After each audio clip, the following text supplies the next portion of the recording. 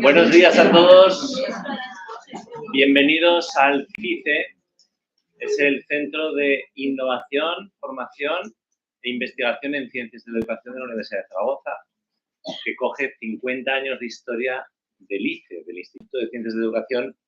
Lo que hacía fundamentalmente era formar al profesorado universitario en cómo mejorar su pedagogía, su didáctica, para dar mejores clases, y también se encargaba o sonaba más del CAP en España, del curso de adaptación pedagógica para ser futuros profesores de secundaria, de bachillerato, de formación profesional.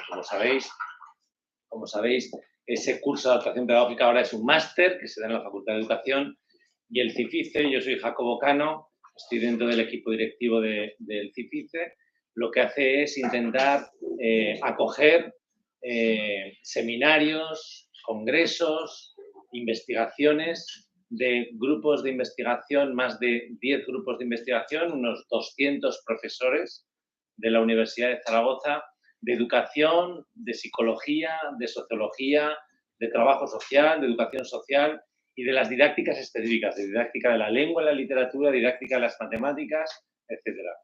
Para nosotros en el CIFICE es un honor poder colaborar con este proyecto de investigación GRID, que es tan interesante y tan necesario, con el grupo de investigación Educaviva, uno de los grupos financiados por el Gobierno de Aragón que lo apoya, y es una satisfacción dar la bienvenida a los colegas, a los socios de otros países y también a futuros profesionales que estéis aquí. Quiero agradecer públicamente el esfuerzo de María Jesús Cardoso, que ha coordinado muy diligentemente esta jornada y este proyecto de investigación, y al grupo del comité organizador que lo acoge. Sentidos como en vuestra casa. Luego tendremos un pequeño café en las aulas jardín, al aire libre, que contaremos un poco el proyecto. Muchas gracias y bienvenidos. Gracias, Pablo. Bueno, simplemente os voy a comentar un poco cuál es el objetivo del proyecto, y en base a ese objetivo vamos a ir haciendo a lo largo de toda la jornada una serie de sesiones informativas, ¿de acuerdo? Y de talleres también para trabajar determinadas competencias. Este proyecto, la palabra grit en inglés significa, ¿vale?, perseverancia y pasión. Esos dos conceptos van a ser fundamentales a la hora de poder dirigir tanto nuestra carrera profesional, y también si tenéis la opción o queréis dedicaros también a ser investigadores. En investigación nosotros tenemos que tener una serie de competencias que son fundamentales, no solo habilidades de comunicación, sino tener una tolerancia a la frustración, en el que cuando hay veces que enviamos un artículo y no se ha devuelto, o cuando queremos un proyecto, trabajar en un proyecto y no nos es concedido, tenemos que poner en funcionamiento una serie de competencias que nos permita hacer frente a situaciones que son adversas.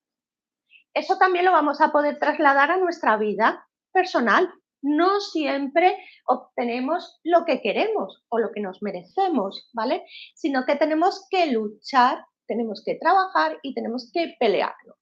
Y tenemos que no dejarnos, ¿vale?, desmotivar por este tipo de situaciones que en un determinado momento pueden ser negativas o pueden no ser lo que nosotros queríamos o esperábamos, ¿de acuerdo? En este sentido, a lo largo de todo el día de hoy, ¿vale?, estáis totalmente invitados a venir en otras sesiones, no solo en esta, ¿vale? Vamos a ir abordando desde distintos puntos de vista toda esta temática fundamental, ¿de acuerdo? Entonces, nuestro primer ponente, ¿vale?, va a ser Pedro Resende. No sé si quieres que... Would you like to introduce you, or you guys to introduce yourself?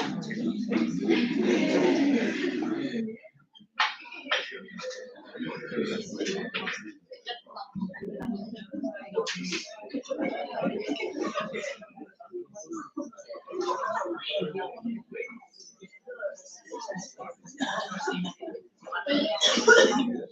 everyone. We're going to change to English just to make my life easier. I would love not to do this, but it would be a nightmare for me. And I'll probably give up after 2 minutes. Thank you very much, Maria, for the kind introduction and for the project. And you talked a lot about grit and about perseverance and resilience. And I hope that my presentation feeds up to that, and you understand not only through what I've experienced in my career, but also from the more recent learnings on the role that I have right now, that this indeed is very important thing for you to consider when starting your career. But first things first, introduction. I'm a scientist. I'm an academic. I still do academic research at Porto University. I'm in the areas of stem cell biology. I'm a surfer. I'm an entrepreneur. I'm co-founder and director of Chaperone, which is a company that does career development for scientists. And more recently, I'm also a proud father of a baby girl, Laura, that recently turned 2 years old, and obviously is a big important part of my life. 2023, 2024 has been like a big transition or a big mark in my life. I'm celebrating 20 years since I started my career.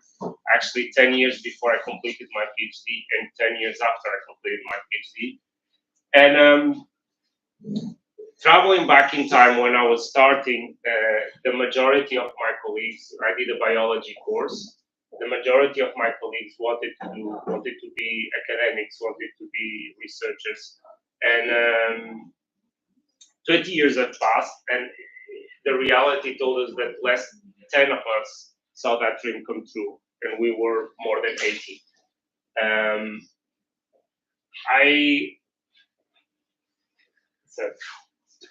I love to talk about this and share my learnings about my academic career. And I told you that I'm still doing academic research, but my path has been far from being linear. I started in academia, but I had to try and pivot a lot of times throughout my career. I started doing a biology course at the University of Porto. Then I started having a few experience in the areas of professional associations. I co-founded the book, which is a professional association of students in the area of biology. I had my first experience in genetics at IPATIMUC, which is a research institution in Porto.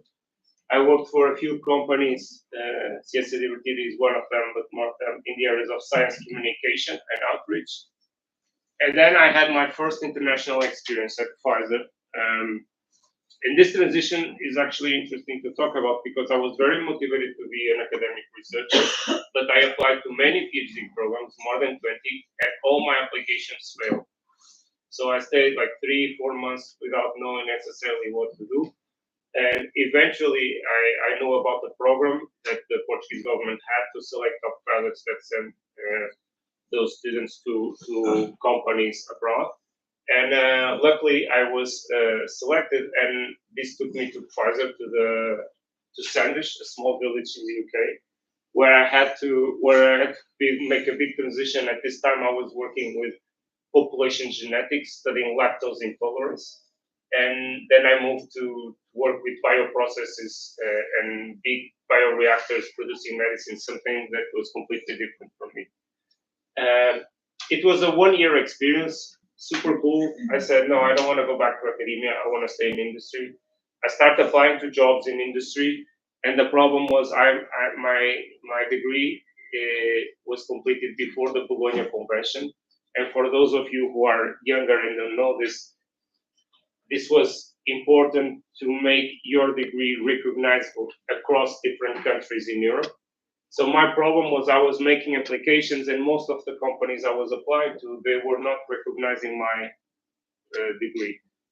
They were considering me a BSc bachelor, although I studied for 5 years, which should be the equivalent of master.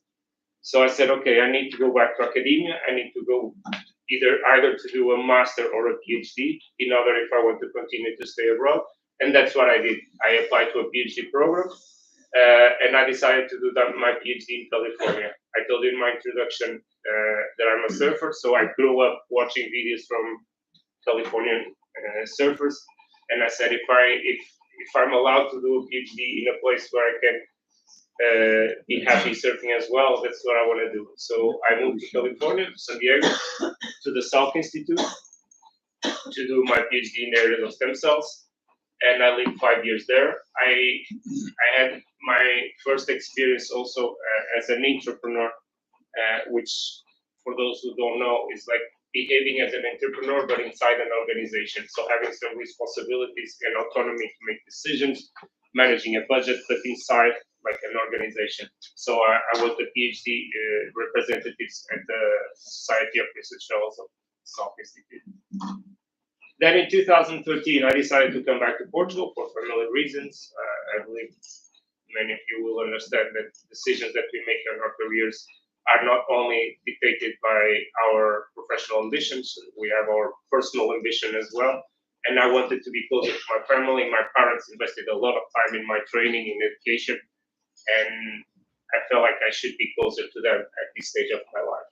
So I came back to Porto. I accepted a position to work at I Congreso, a recent institution in Porto. I co-founded the Alumni Association of my PhD program. I started volunteering with the Porto's city chambers and initiatives that were involved in teaching genetic classes to young kids aged from 6 to 18. 18, not necessarily kids, but so this range of ages. And I was very motivated also to experiment also different things. So I started working there on policy advice, so working with politicians to help them make evidence-based decisions. And then later I was invited by the Ministry of Health to work as consultant, external consultant for the areas of innovation. More recently, I decided to enter the world of entrepreneurship, and I'm one of the co-founders and director of this platform called Sharprock, which basically feeds on all the frustrations I had as an academic and researcher in the lack of proper career management support I had. There were a lot of times in my life where I felt unsupported and I felt I didn't have the right information to make career decisions. So I had conversations with friends of mine who were not academics, who were not scientists, and I felt that they had a much better support. So I tried to learn from them and what was the best practices in other industries and see if we could bring that to academia and to science. So my goals for the next slides is to well, I started already tackling some of these goals, but to contextualize you on the importance of having career management skills on the context of current career work context. Inform you on how scientific or academic institutions are redesigning their career services in order to be competitive. And also share my personal view on the 3 main steps you need to consider when managing your careers.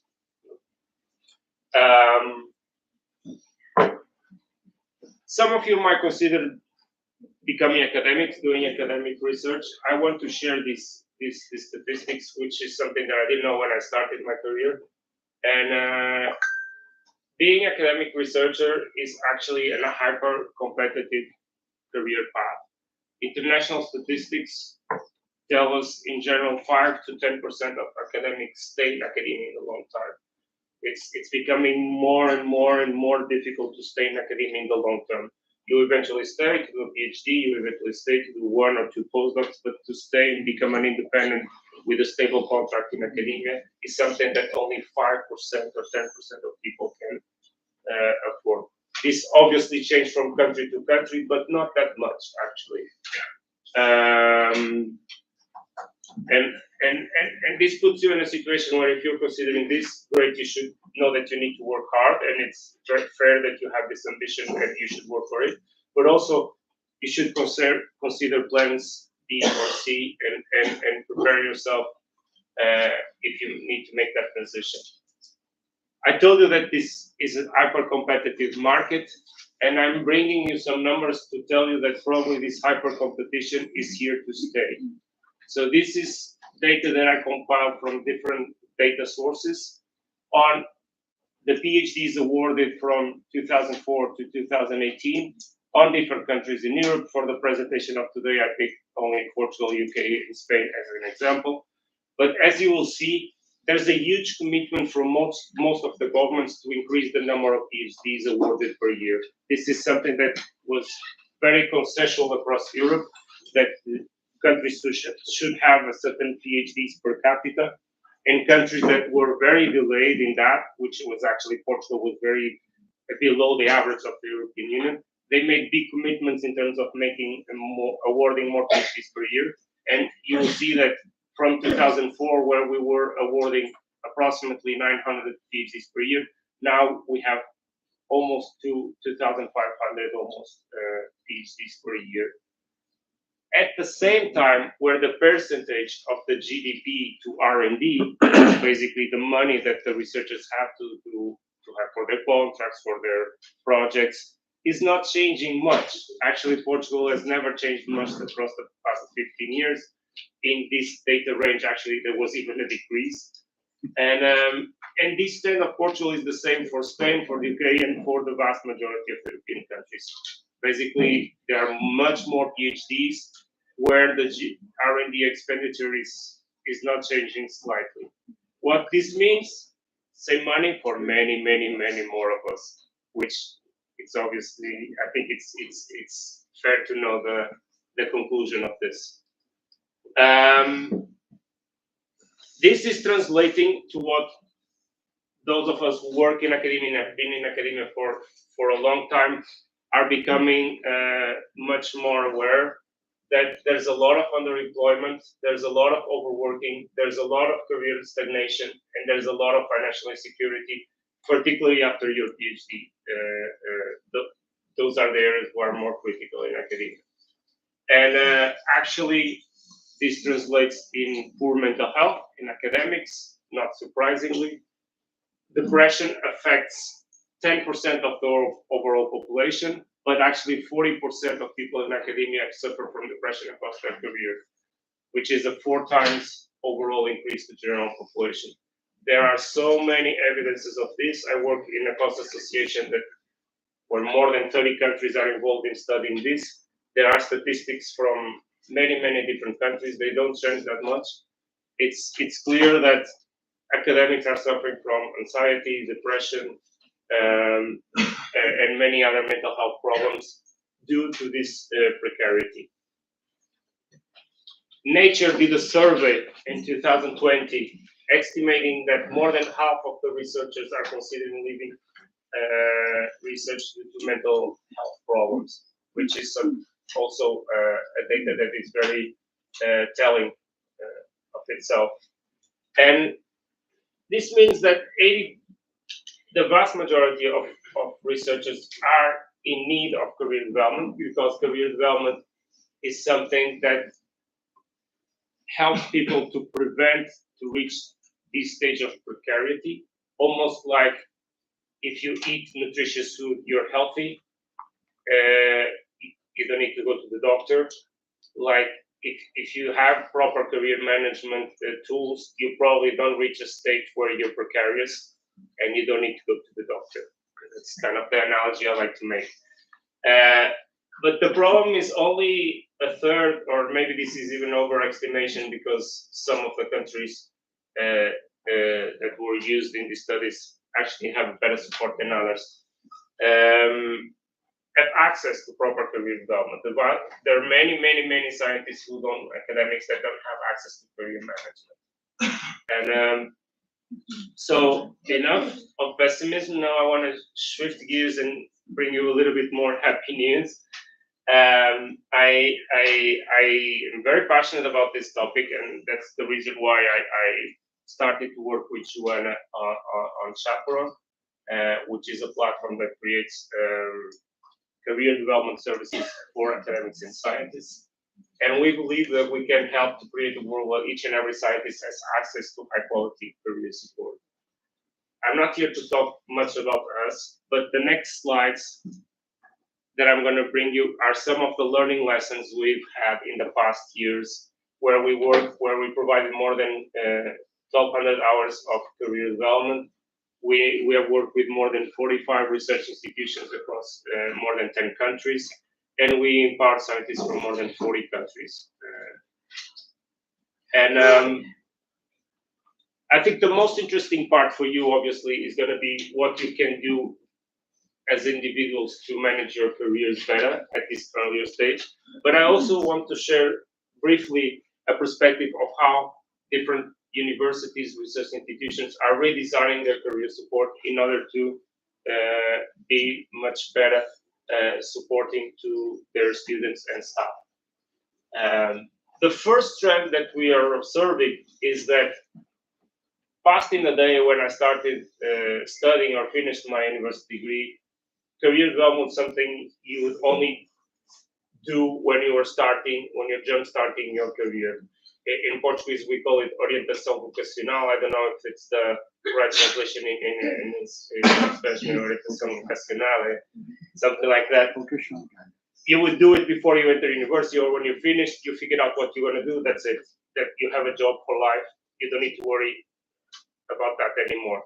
These days, careers are very dynamic. People change jobs sometimes every year. There are jobs that exist now that didn't exist 2 years ago, which means that people need to do this as a continuous. They need to constantly rethink their career portfolio, their skills portfolio, think what is the best path for them.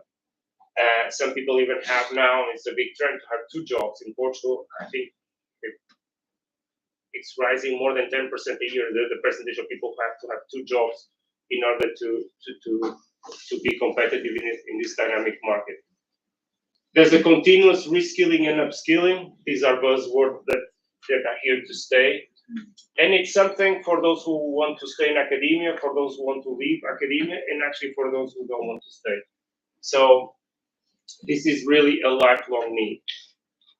The second trend that it's super important is that now people are realizing that is not only your supervisor that has a role in helping you in your career. You need to embrace different specialists and their respective roles. And I'm going to talk a little bit in more detail about who are these different specialists, who are these different stakeholders that can help you in your career. But we are moving fast from an approach where your supervisor was almost like a god who would tell you where you should go and what to do.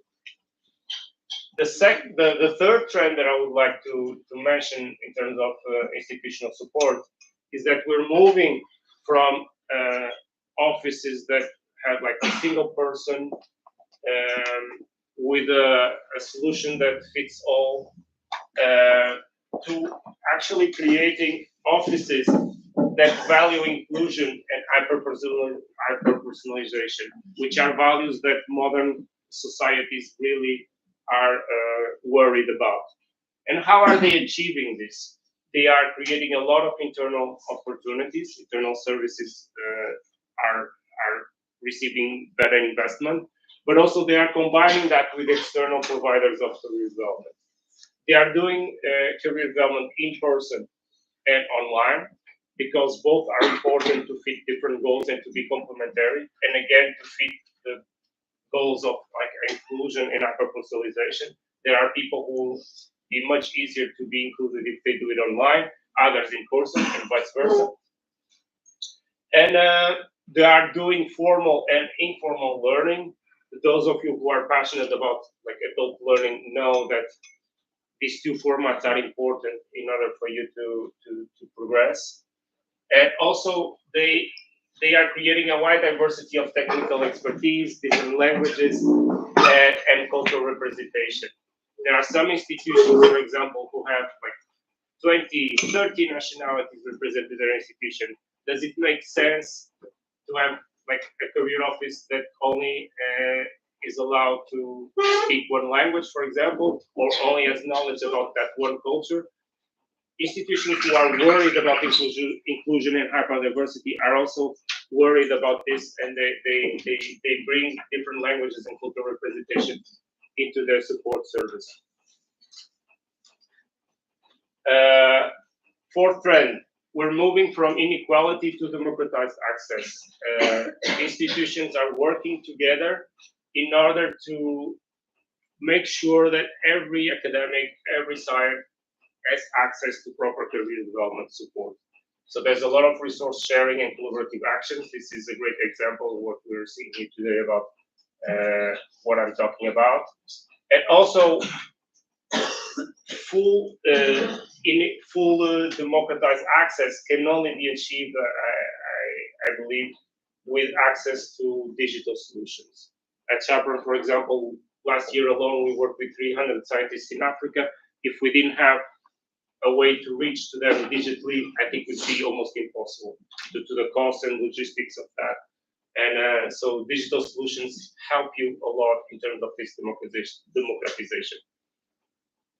Last trend about institutions before we jump in to talk about what you as an individuals can do about your careers.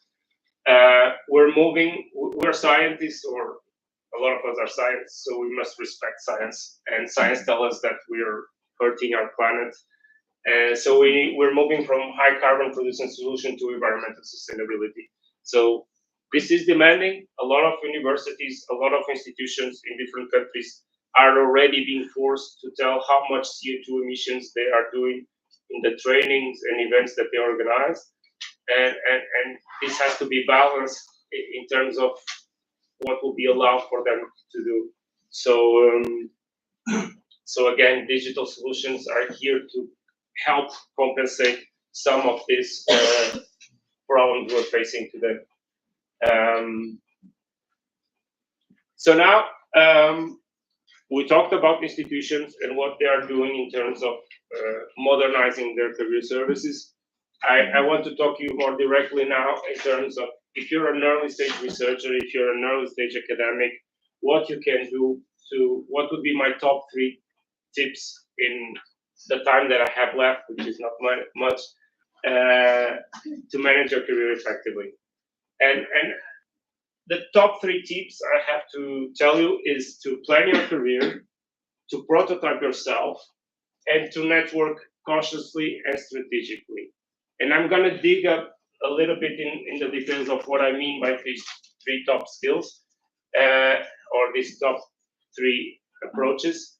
And I think if you do them, you'll succeed eventually, and you'll be happy with your career. So about planning your career. I told you a few slides ago that before careers were dynamic and everything was stable and you had a job for life, this is basically what everybody did. They planned your career, that's it. It's still important. I'm going to talk a little bit about why this is not enough. But what you should do in terms of planning your career is you should know yourself. You should spend time identifying what skills do you have or what skills you might be missing. And also think about your values, like your work preferences. What do you really value as an individual, and what is the kind of environment where you would like to work?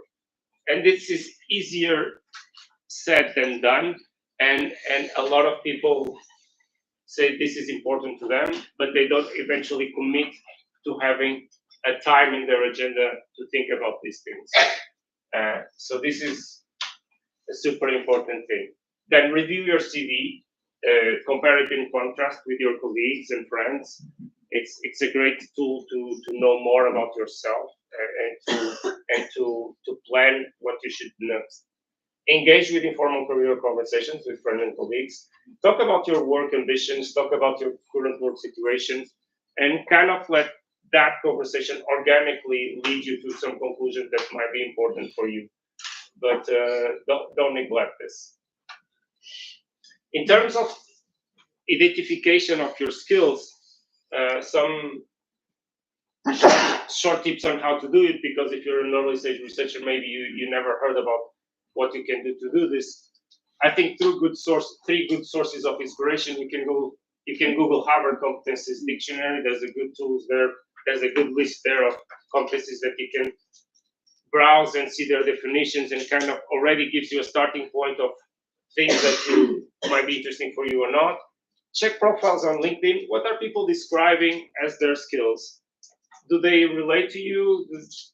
Are they meaningful to what you want to follow or not? Add them to your list if they do.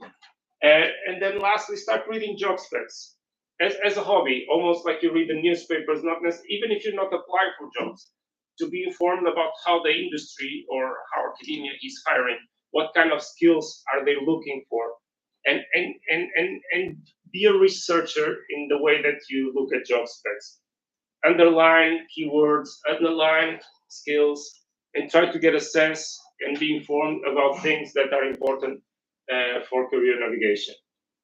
Then think, and very important, write. As you write, you see many things that, as you write, become much more clear in your head. So think and write about 2 or 3 examples on how you can attest each one of the skills that you identified before, as you develop them in your studies, in your careers. If in different roles, better. If with quantitative metrics, even better. And then lastly, practice alone or with friends those writings that you did.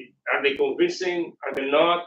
What can be done to improve? Because this will be important not only for you to know if you're in a good state about the skills or not, but also if you're come up into a situation on a job interview or even in informal conversation that you not necessarily know that could lead to a job offer, sometimes at an event or so, you'll be much better prepared to talk about the skills you have and about yourself.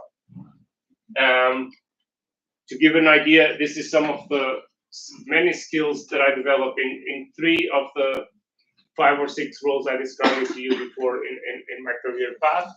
And this was just to give you an idea that there's a lot of things that we do, as if you dig in and start thinking about them more carefully, there are many, many, many trustful skills that you do, even by doing a simple task.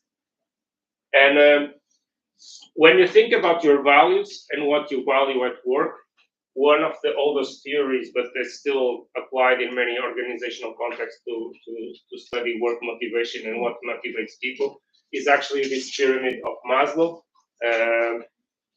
where he mapped different needs that people have according to their level of importance, from the physiological ones that are related to work hours, mental health support, vacation, so on, and up to the top of the pyramid that talks more about self-realization, sharing works, diversity of autonomy. I don't have much time to speak about this. We have a training, for example, just 3 hours just talking about values and how to work with them. But I will tell you what I think academics in general and actually early stage careers are neglecting more common. We're talking a lot about passion. We're talking a lot about purpose careers, and researchers as nurses, as teachers, are on careers that are typically described as passion-driven careers. People who are very into what they do and about the impact that they do. And because of this, they neglect a lot about things that are on the basis of the pyramid. And that's very dangerous. They're constantly, because they focus too much on the purpose, on the mission, they neglect working hours, they neglect that they need a proper salary, they neglect that they need vacations. And this is not healthy, particularly in the long term. You can do it for a year, maybe 6 months, but as years go by, you'll see that this is not a long-term effective strategy. Then, still on career planning, moving to career planning, Map your options. What career paths are available for me? This is a question that you need to ask every year these days, because every year this changes. Every year there are new jobs. Every year there are new roles. And if every year you don't identify a couple new career paths, it's probably you're not doing a good job. And then draft a plan on where you want to go. What skills do you need to develop? Who will need to talk to? What courses will be interesting to do? This is not something that you will need to follow. Then I have a plan, I need to follow this plan. There will be pivots, as I told you in my career. There will be times where you will draft a new plan, but it's healthy if you create a plan and you think about it and try to draw your future plans according to it.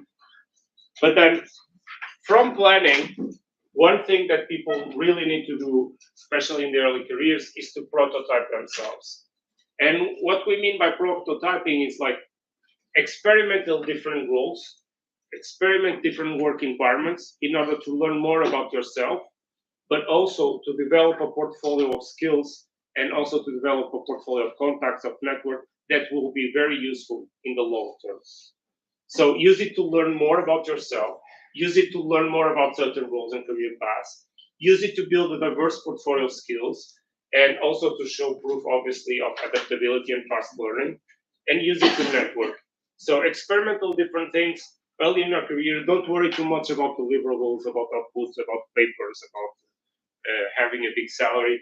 If you experiment early on, in the long term, you'll grab the fruits out of it. And then lastly,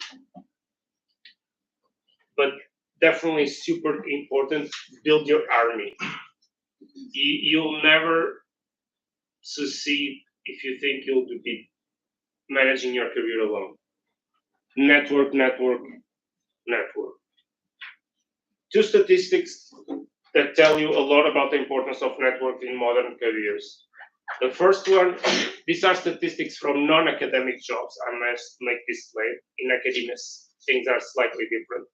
But still, it's important for you to consider. Some surveys estimate that up to 85% of jobs are filled via networking, the vast majority of jobs. And some companies, they allow, some of you who already gone through application process, maybe you know, some companies allow for people inside a company to make a referral of that person.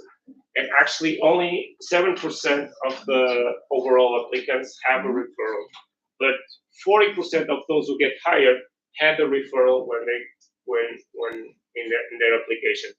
So recruiting in this area of AI and automation obviously has some tools where things are becoming a little bit more less human, but still in its basis, it's a very human process. So don't neglect this. If I'm hiring someone and someone that I trust is recommending me that person, that plays a super important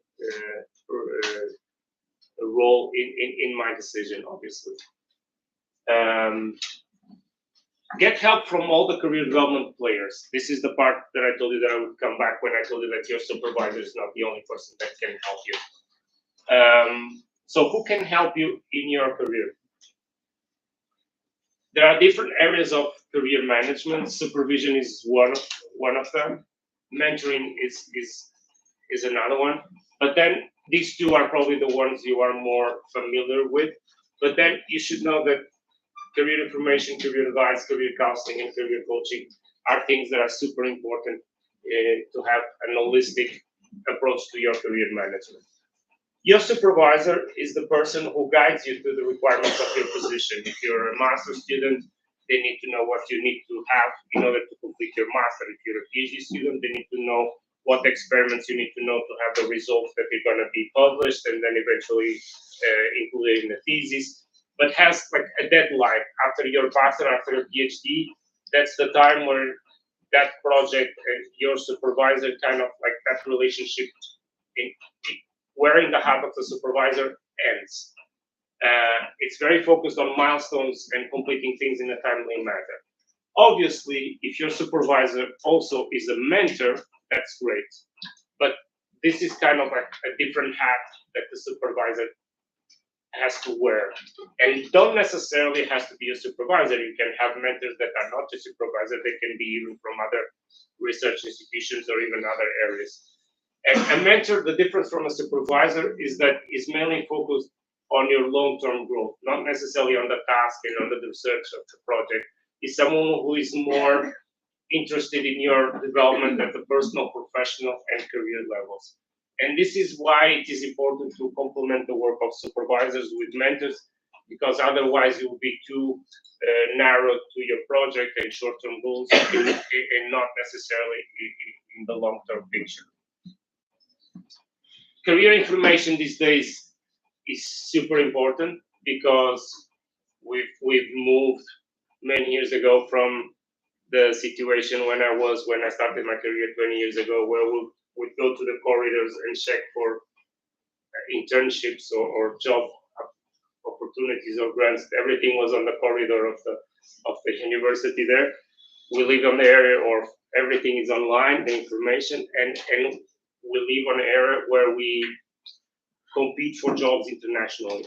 So to have access to the right information at the right time, at a time where we're loaded with information, is something that's almost a skill in itself. How can I curate the information? How can I make sure that I have access to the right information at the right time? And this is super important as a strategy. Then we have another persona, which are the career advisors. Career advisors are not supervisors. Career advisors are not mentors. These are people who engage in conversations with you about your careers, but these are typically short-term, and they are driven by very specific questions that are typically related to the fact that the career advisor is a very much experienced person in a certain career path and has knowledge to share about that specifically. For example, I did my PhD in the US. A student might come to me in my role as a career advisor to ask for advice on what kind of fellowships that can apply to do their PhD in the US. How is the academic system in the US compared to Europe? What kind of visas they need to have to work in the US? These kind of questions can be applied also to industry context. For example, if you're a researcher but you were transitioned from academia to work as a project manager, you want to talk with someone who made that transition to tell him what are the recruiters that operate in that area, what are the salary expectations that you should expect to work on that role. Is there any course that you need to do to work on that area? Anything that will open doors for you? How should you write your CV if you're looking for jobs in that specific area? So this is something that career advisors do, and it's super important role in specific addressing specific questions or goals. Then we have career counselors, which are people that come from human resources, psychology. In certain countries such as the UK and Australia, they have specific training for this. These are people who are trained to talk with people about their careers, and they help you understand your barriers and think about what you want to do, building self-awareness and self-confidence. But they're a little bit more distant than your mentor or your supervisor, and they have tools that they don't have because they are experts in career management. So their role is also very important when you're facing complex decisions that probably like a career advisor would not be the ideal person for you to talk to. For example, should I quit my PhD or not? Should I go abroad or not? Should I change area or not? A career counselor is someone who is much better equipped to help you make these decisions, not by yourself. And lastly, career coaches. The best analogy that I can make is is the one with a personal trainer in the gym. You can go to the gym and do a lot of exercises by your own. That's fine. If you have a personal trainer working with you, I think you'll know the difference, right? It's someone that is there with you. Your goals are their goals. They will constantly correct you if you're doing the movement correctly, if you're motivating you. correcting every single thing that you have in your plan that might not be working correctly. So these are people certified in coaching, and they apply the methodology of coaching applied to your careers. My last slide to wrap up what I mentioned today and open for Q&A is I would like you to think about your careers as climbing walls, not ladders. When I started my career, everything was about going from step 1 to 2 to 3 to 4, and what you need to go from 1 to 3 to 4 was very clear, very well defined. So all you need to do is go up to the ladder according to what people told you. But careers these days, experts, they label it as VUCA, volatile, uncertain, complex, and ambiguous. This is the world these days. So if we live in a world where everything is volatile, uncertain, complex, and ambiguous, it's very difficult to see a ladder and just go up the ladder. It's much more like a climbing wall, where sometimes you'll have to go down to be able to go up again. Sometimes you go sideways. You need to constantly look on where are the best paths to follow. And this is a great analogy, I think, in the mindset that you should implement right from your start in your career. Then it's an investment, requires time. It's not easy to manage a career these days. The earlier you know it, and the earlier you embrace it, the better. Think long term, don't think short term. There are very good opportunities, but they actually don't have anything to offer in the long term. And in academia, this is very, very, very common. People giving advice like, are you sure you always stayed in this university? You always had this person to help you. Are you gonna try something else? Are you sure? In the short term, it's a safe choice, but in the long term, maybe it's not ideal. And then think about processes much more than you think about goals. This is something that people who study leadership and study management constantly give this feedback.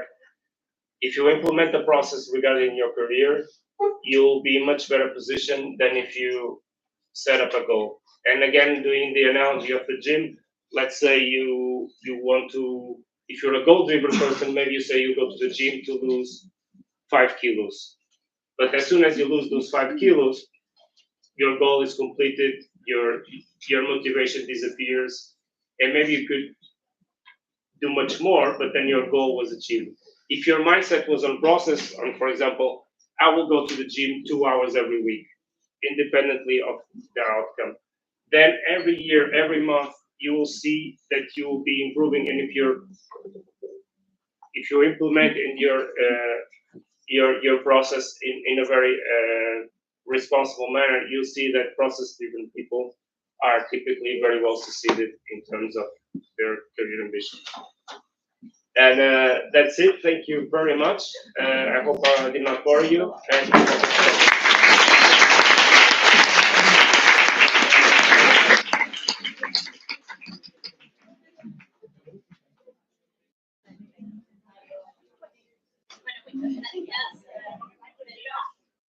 Do you have any questions, any comments? ¿Tenéis alguna pregunta, algún comentario que queráis hacer? You can do it in Spanish, that's fine, I understand.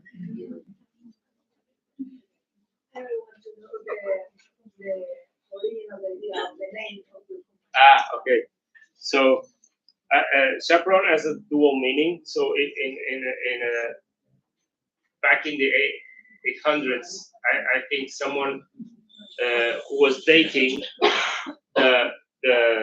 the girl, the father of the girl, typically designated a chaperone, which would be the person who will be controlling if everything in the relationship was going according to plan, almost like a supervisor. And so, a chaperone is someone who makes sure that other relationships are going well. But in biology, there are chaperone proteins, and chaperone proteins are proteins who connect to other proteins and help that protein to do their function. So that's why we picked this name, because we thought it was an interesting word with a dual meaning that came from biology and society that kind of fits into the same idea.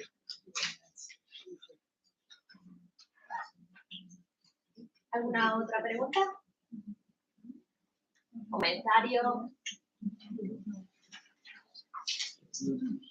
Yes. Thank you so much, Pedro, and congratulations, because I have been for a long time a career counselor or something like that, and then I've been researching about that, and I think that if you are a biologist and you have been making this discussion about how to improve a career. I don't I can't do anything more than congratulate you, because it was a very good dissertation. And what do you think, or if you could talk something about one skill I think is very important today, is how to manage the difficulties and the hypothetical future that we have to make. I don't know how to explain it in English, but incertidumbre. Yes. Do you know what I mean? Yes. Because we have to make a way, jumping through this incertidumbre. I don't know in English how to. But I understood the question, I think. Yeah. So first of all, thank you very much for the kind words of encouragement. They are very important, and they are received with the full heart. Regarding the skills and uncertainty of the job, I mentioned I had a slide with a list of skills I developed, but I didn't have a slide of the top 3 skills I consider super important. For me, the top 3 skills that personally have been very important for me are well-being and work-life balance. Is something that is super important, and it's kind of related to what you do, like resilience. Indirectly, it is related to that. Like, if managing a career and life these days, they are very challenging. They are not easy. And the first step in order for you to navigate them successfully is to respect yourself, to know yourself, know your boundaries, and know that it's a marathon, it's not a sprint. So for me, resilience is a lot about that. It's a lot about knowing what are your boundaries. Because sometimes in psychology, I've engaged in many interesting discussions where people are using resilience as a word for people to be in the wrong way, so that people who don't tolerate things that they shouldn't tolerate, they're not resilient. And that's in academia, that's actually something very common. So they are creating work environments that are non-healthy, and then those who stay are the ones who are resilient, and those who don't stay are the ones who aren't resilient. That's not true. People should know their boundaries, and they should know what is healthy and not healthy. Under that healthy environment, you should be resilient in the sense that probably you have a plan A, but that didn't work and you have to go to plan B. Probably you have plans to stay in a city, but maybe you would be forced to go to another city to do that. That's the kind of like good definition of resilience that I think everybody should have. The 2 other meta skills that I think are super important are growth mindset, which in itself speaks about the importance of being a fast learner, about being ambitious, and not every challenge that you take, you embrace it in order to improve yourself and to leave the organization better than before they hired you, in that sense. And then empathy. Those are the 3 skills that I have, because without empathy, I think you will never be able to learn very well, actually, or you never be able to, because people who are not empathetic, they never learn very well because they are not able to put themselves in the shoes of the other person, and they are limited. So those are the 3 top skills that I think are super important. Thank you. Anita. Hi, Pedro. I'm sorry I was late. My train was 2 hours delayed, and I missed the first part. And I don't know what you talked about in the first part, so maybe I'm repeating something you said. With your company, with this entrepreneurial adventure, you have a vision, providing this type of support to young scientists. Which is the main obstacle you are living at the moment, you're facing at the moment, in terms of contextual arrangements, mindsets? Because when we talk about skills, we keep focusing on the individual, but as we know, careers are collective, I would say. They depend much on the environment we live in. And what's the main challenge you're facing? I think the main challenge is that we still have leadership in many universities and many research institutions that kind of have not adopted this modern view of careers these days. They still have that solution of we did this during 30 years and it always worked. Why are we going to change? And that's the main challenge I think we're facing in terms of. I told you about trends. I told you about things that are institutions that are pioneers, that are visionaries in the sense that they are seeing careers as they are these days. And I'm happy that we are seeing that trend to grow, but still there are many universities, many institutions where people still think that having a PowerPoint that they made 30 years ago with a person in an old office that nobody knows where it is the solution to help people navigate such a complex career job market, and this does not work. So I think that's the main challenge in terms of we see visionaries, but we're also seeing the non-visionaries. Thank you. And just to follow up, in your ideal world, not maybe today, but in 30 years, how would you see universities responding to this challenge? Because now you are providing an external service to universities, but how would you see, also thinking of the different roles you mentioned, the career advisor, the mentor, how would you see something better implemented in the universities, within the architecture of the university? Yeah, so going back to the first question, just because I forgot to mention one thing. One other challenge are institutions that are universities that are doing this just to do a check or just to put it on their annual report. It's something we keep seeing this also in conversations we have with decision makers. It's challenging for us, but we try not to engage in those relationships where we understand that things are made just to mention that in a report that certain hours of career development was done, but if they were done properly or not, who cares? That's something that we don't like much. Then the second question about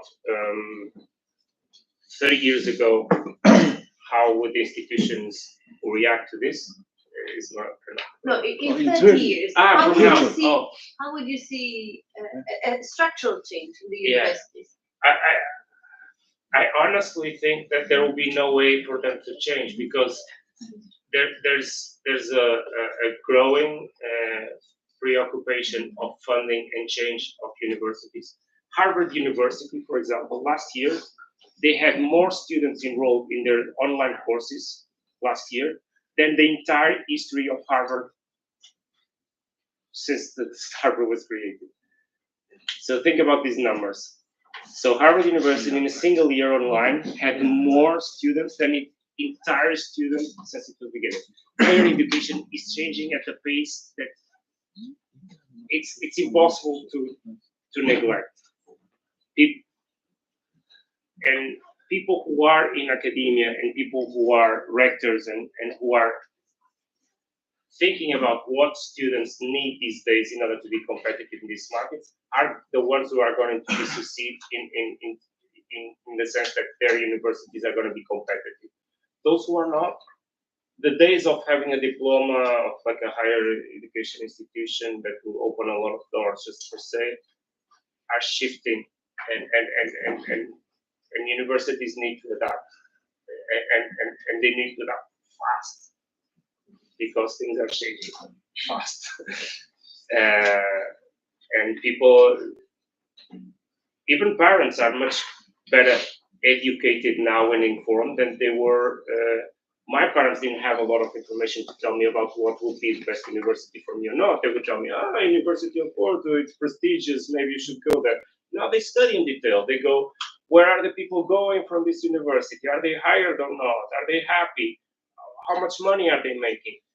Parents are much more educated and informed, and even students also, before they commit to going to a university. So universities need to respond to that higher educated client, let's put it this way.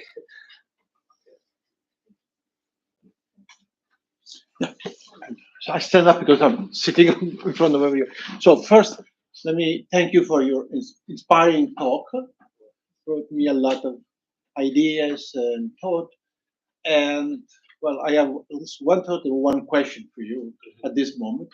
Let me start with my thought on your talk. What I see is missing is that one important issue, which is true for all jobs, but it's even more important in academia, is you must love your job. That's an extremely important thing. It's really the fundamental from my point of view. I'm an older person, so I've been living in the academia for many years, and I still love my job, and that's probably what really keeps me working and continue working. And I want some comment on you on that. The other one is a question. What is in your definition the difference? I didn't see too many difference between career coach and mentor. Okay. Thanks. You're welcome. So career coaching, first a very practical, I'll start with the second question. A very practical question between career coaching and career mentoring is, one is pro bono or should be pro bono. A mentor should not charge anything, any money to play a mentorship role. And mentor and mentorship relationships ideally are developed organically. There are programs, kind of like mentoring programs, that connect mentors and mentees and facilitate this connection, which in certain cases I understand that they can be a help when someone can really not find a mentor on their network. But the best relationships that are mentor-mentee, they are developed organically, almost like a friendship is developed. They suddenly you realize you're in a mentor-mentee relationship without never asking that person to be your mentor. It's almost like it is developed organic. So it's pro bono and should have like that long-term commitment. If a mentor, I have mentors that work with me for the past, like Leonor David, for example, which is I consider her my mentor. She started me 20 years ago. So she's been with me 20 years, giving me important advice. And so it's a long-term relationship. Career coaching is short-term, should be paid. And it's very focused on very specific goals. I need to find a faculty or professor position in Europe in the next year. Okay, let's work on that. It's almost like a coach on a club that he's hired on that year to win the Champions League or to win. Those are, I think, the main differences between a coach and a mentor. Then the question about liking what you do or being passionate about what you do. Thank you for having that point. Obviously, I think it's super important. That's why I think it's important. That's why I mentioned you should know like your values and your skills and what motivates you to work. Because you shouldn't go to a job just because a friend told you go to the job, or you should really know if that motivates you or not. And also, you should be, one thing that worries me thinking in careers long term is that very often in academia, they like academia in the beginning because their personal space was favoring that, but then suddenly life changes. And then if life changes and your values change, it's okay to redesign your purpose and to redesign what you like or not. Like our values change to our life, like our work preferences. Early in my career, stability was not an issue. I didn't care too much about stability. Now that I have a daughter, like stability for me is becoming to be much more important than it was 10 years ago. So you should know what you like. You should know, definitely try to find the work that you're passionate about because it makes things much more easier. But you should also be aware that these things can change across your life or across your career. So you might be able to adapt if these things change. Thanks. Thank you. Yes. First of all, thanks for your time. And back in your presentation, you talked about the Marvel theory, and there was a few things that I would like to comment about. It's when you have established for the Maslow theory, you have three principal agents: the workers, manager, and the boss. So, who would you advise somewhere to try to change it? It will must came from the manager, from the workers united, or how would you manage that? Because in some areas, like social work, for example, you have a poorly established muscle, and even if you love your job with all your heart, it will explode. So Yes. how would you try to manage as a worker for academic? Yeah. So thank you for a question. And actually, this gives me the opportunity to tell that this pyramid is just one resource to understand what motivates you at work. There are actually much more frameworks that you can do to draw workers' archetypes. So the social worker, the work-life balance worker, the weekend worker, what motivates people. Organizations are now understanding that you have different people that are motivated by different things. Some are easily motivated by money, others by the purpose, others by their work-life integration, others by employees' referral. So you shouldn't dig into these work archetypes and try to see which one fits better with your style, and then go back to your current role and see what's well and what it's not.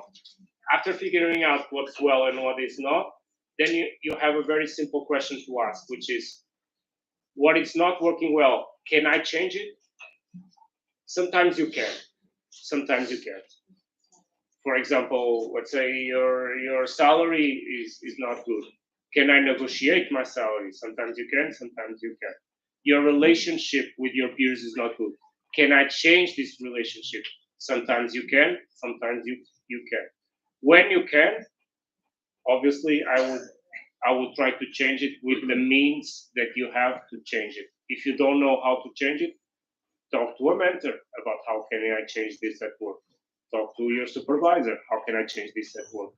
But don't sit on a chair waiting for things to change. Like if you know things are not changed, things are important to you, and and you'd like to know if you can change them, and you don't know how to change them. Talk with people who might be able to tell you how you can change them. Career counselor also maybe be helpful for that. If you understood that you cannot change that for sure, and if that's important for you, then you need to change jobs. I think that's the scenario number 2. I don't know if that answered your question. Yeah, I was trying to asking you about more If you want to say Spanish, that's fine. No, it's a subject about many people, not one person. Like we all work at the same workplace, and for example, our salary is too low. How would you try to change? Not from a personal, but a collective point of view. Yeah. From a leadership point of view. Yeah. So leaders these days, they need to be aware about different personalities at work, and they do that through bi-directional performance reviews, for example. Not very common in academia, but in industry is super common, and it's becoming more common in academia, where you have opportunities every 6 months, every year sometimes, where you have a list of questions where you can rate and evaluate your relationship with your supervisor or your line manager if you're in industry, and vice versa. And through that conversation, you should be able to pinpoint what is going well and what is going on, and draft a plan for the next year or for the next 6 months to correct or to compensate for whatever is not going on well. If you've been exposed to leadership positions, as I've been in academia and also what you realize is that there's many things that are assumptions. You assume that person A is not motivated or is underperforming because they want more money, and sometimes it's not that. Sometimes it's just that they're working too many hours and they would like to work less hours, or sometimes they want more opportunities to learn. They want I want to learn about project management. I'm constantly needing that skill and I don't have opportunities to learn. Maybe I need to do a course on this to be happier at work about that. So there are many assumptions that can only be resolved if we have this bi-directional performance review and active conversation with the people we lead in order for us to talk about things. Because if we don't talk about things, that we're under the umbrella of assumptions, and I think that's the only way to solve things from that perspective, the top down. You're welcome. Thanks, Pedro, for your session. Maria, I've got another question. Pedro. Okay, Do we have time? now we are have the coffee break in the garden, and we can discuss. But if you Just want like as an opening for the rest of the day. I was late again, so maybe you said. But I was thinking, did you talk? Was in your presentation the word social responsibility, or the fact that careers are not only an individual case, an individual story, but that among the pyramid, well, or beyond the pyramid, there might be also social commitment, civic engagement, or is it an extra layer that we put? Is it coffee talk now, or would you feel that these might become something central? Maybe not now, but it is already becoming very central.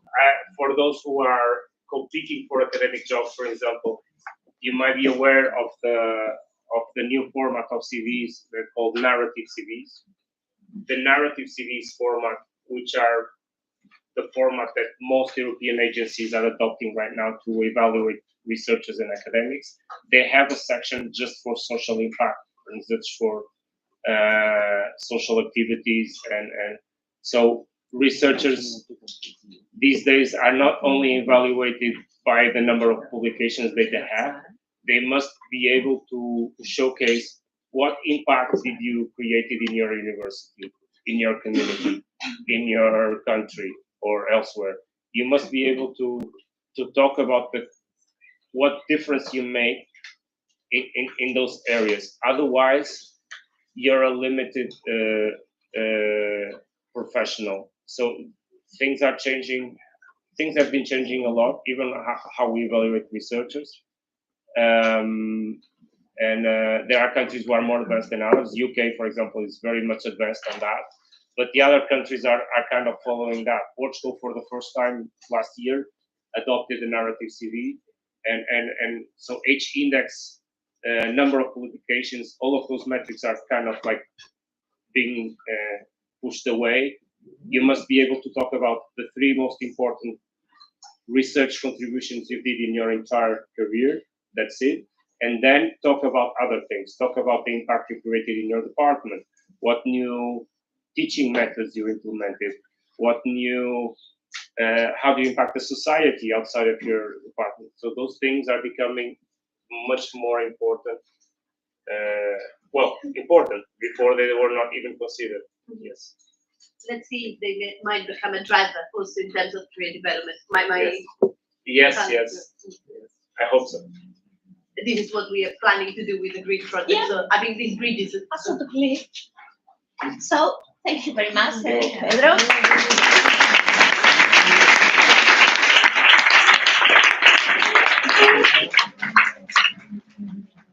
Now we have a coffee break. Coffee in the garden.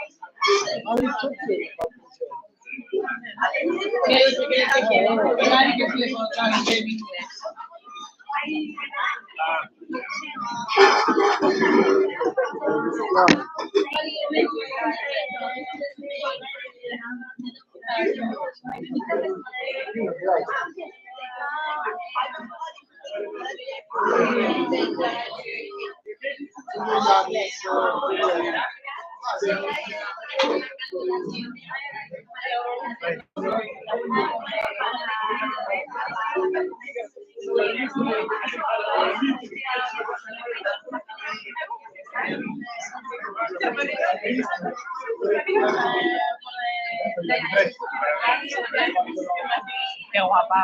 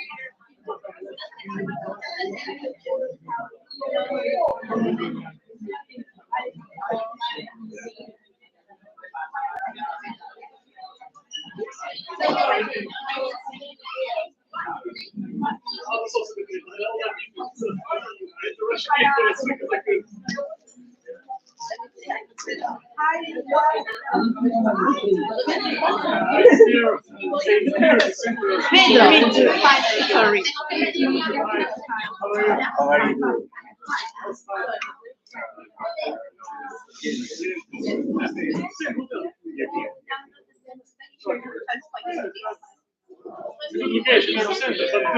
doing? I don't recall. I was focused on, I think you prepared you missed maybe 5 or 6. I can't see you at the start.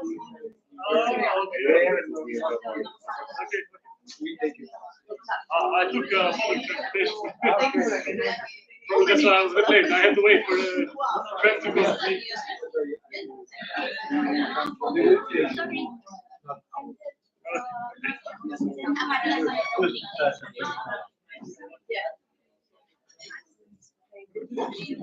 Tomorrow we are going to see something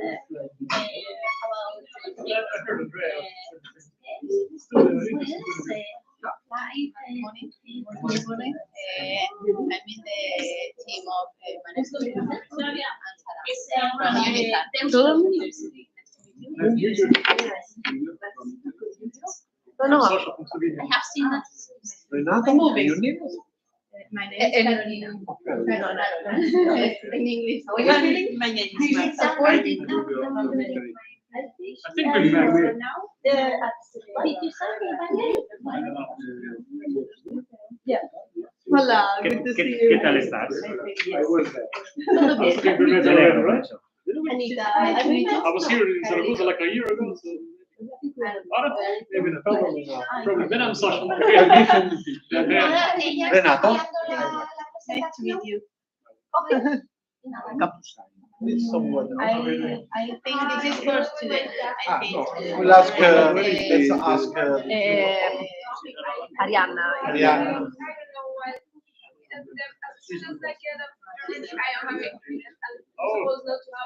Yeah, so what's not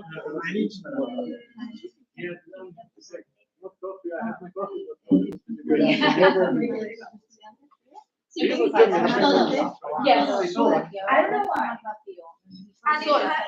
It works. Los que firmáis todos no había permiso, solamente los que estamos aquí. o sea, mis secretos también. Sí. Todos. Tenemos que sacar más copias. No, What do you want?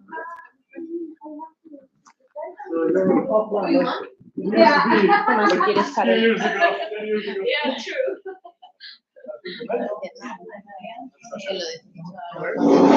Sí, bueno, ellos no se van. Están todo ahí. Mañana lo pueden firmar, eso no hay problema. Más que nada eran los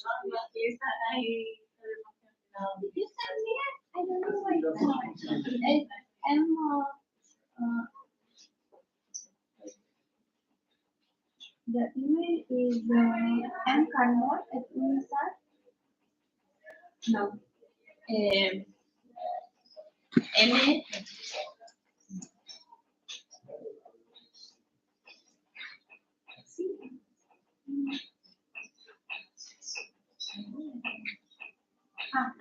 No. It's internet.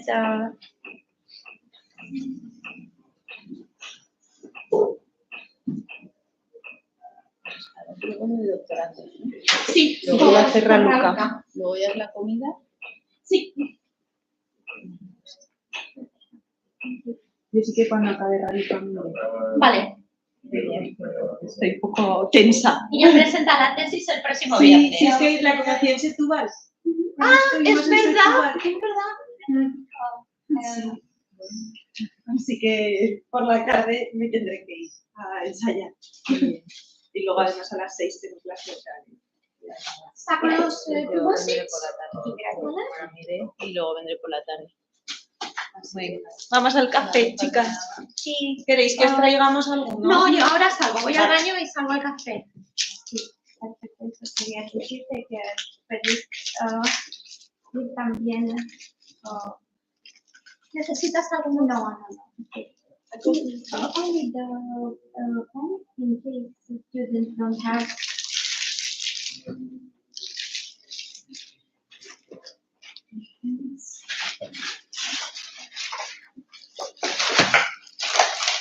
Thank you.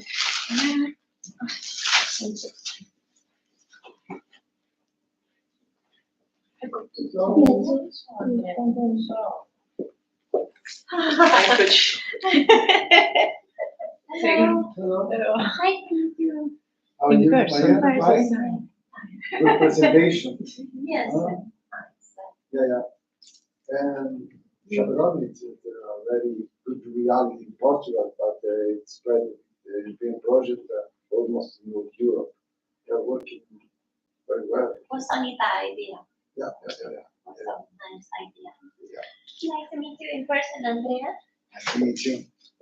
And it's also useful because in July the European Union refresh a bit the reference framework for career research in Europe. So a lot of new initiatives, flagship initiatives are going to be implemented in the next 3 years. So Chevron take a focus a bit on research career that could be more addressed by university, by our employment offices, by our policy that maybe miss a bit about how research career should be implemented, not just in the academia, but also in other sectors, economic sectors. So provide a good inspiration also for the Professor Pereona. Que nos tenemos que ir porque hemos seminario de todo. Vale, sí, lo sabíamos. Vale, muy bien. Hasta luego. Maria, I'm going to take a coffee. Yes, of course. You go to the toilet and for it. Okay, I have to.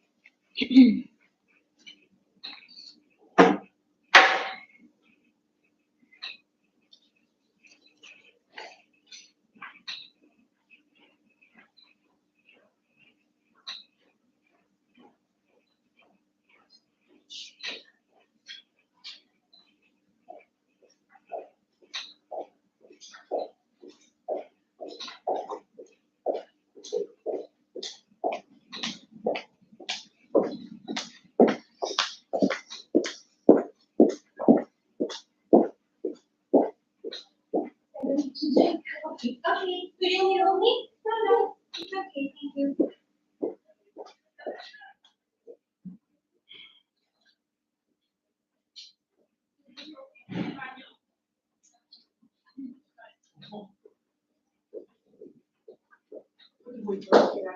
Ya está. Bañado.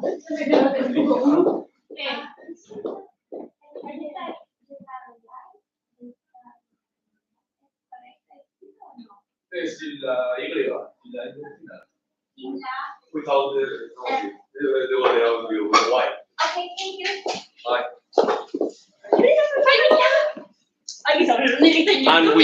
And with double R.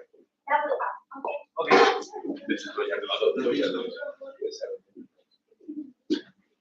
¿Qué mesa? Aquí.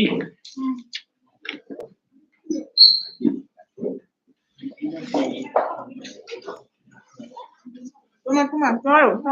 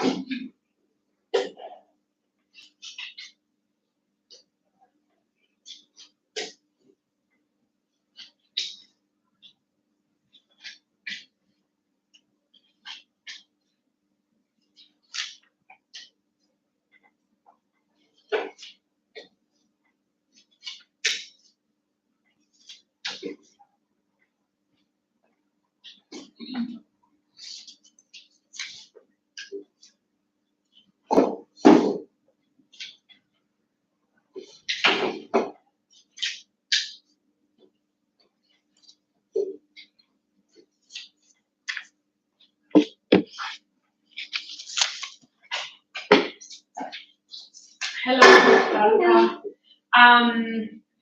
I have the two PhD students waiting for your interview. It's gonna be now because they have to left. Okay. I'm sorry, I'm Sarah. Nice to meet you. Nice to meet you. But Sarah, I understood that tomorrow will be our work. This is plenary session. You see, it's connected. Really, it's tomorrow. Ooh, so they cannot stay tomorrow. Okay. Where is Maria? I think outside in the garden. Okay.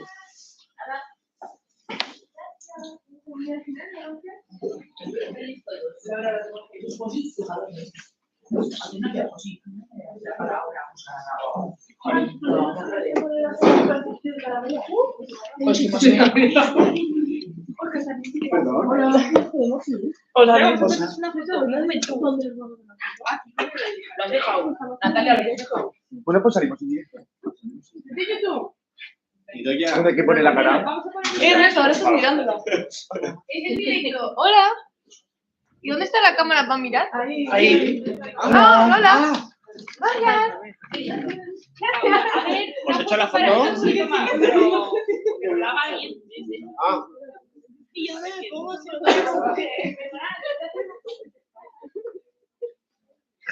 te lo voy a subir al Instagram de la facultad. ¿Tiene un selfie? ¿Vale? ¿O un selfie? ¿Todos pedáis permiso? Espera que se lo mande yo. Bueno, pues me agacho. Me agacho y ya no para. No, pero poneros. Me hago bien. ¿Todos dais permiso para salir en el Instagram de la facultad? Sí. Ok. Oigan. Sífilis. Ay,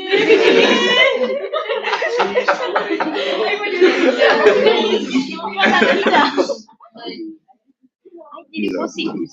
Acompañados en familia. Criminal la foto. A ver,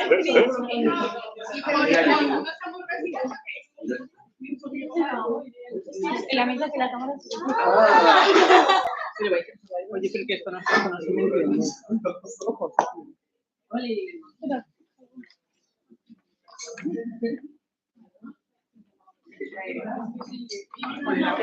porque ayer fui yo también. La mañana doblada en 4.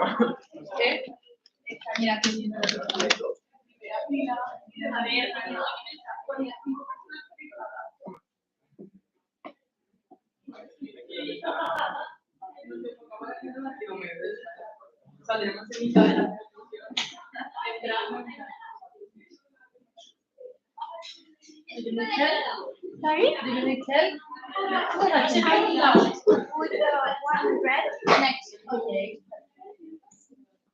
¿Y dónde está la cámara? Ah, aquí.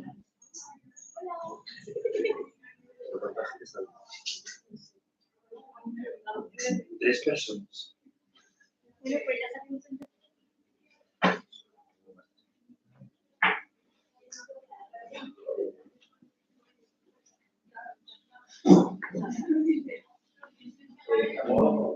Ya, sí, vamos a ver. Y aparte, si nos pide la tarea Ana, pues se la entregamos y le hemos dado ese folio.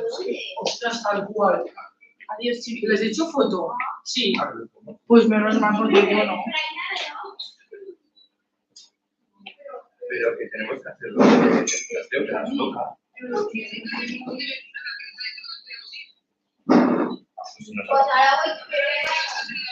Que nos podemos ir. Algo por ahí.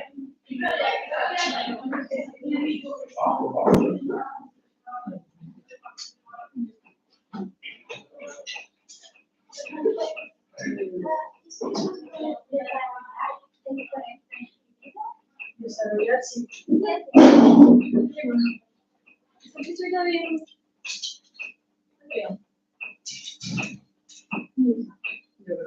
A ver, vemos esto.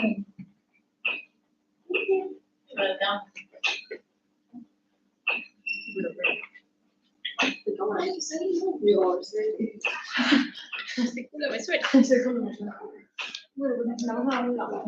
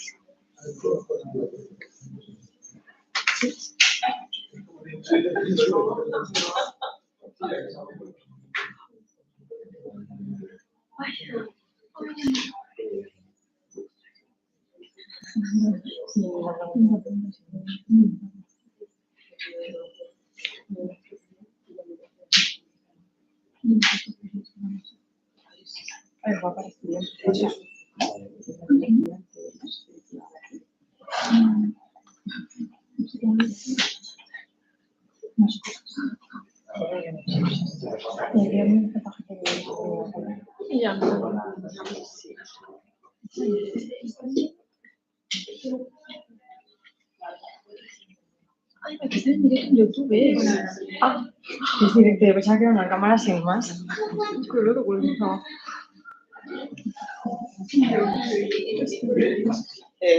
No hay que dejarlo. Porque hay un...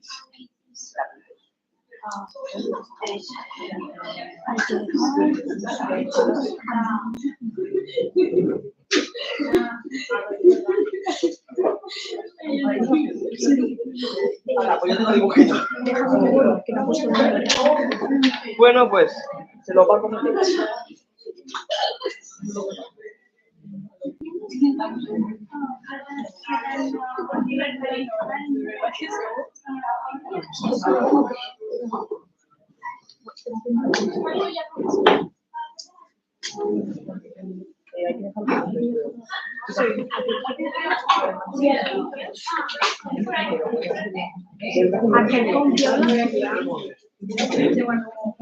Sí, bueno.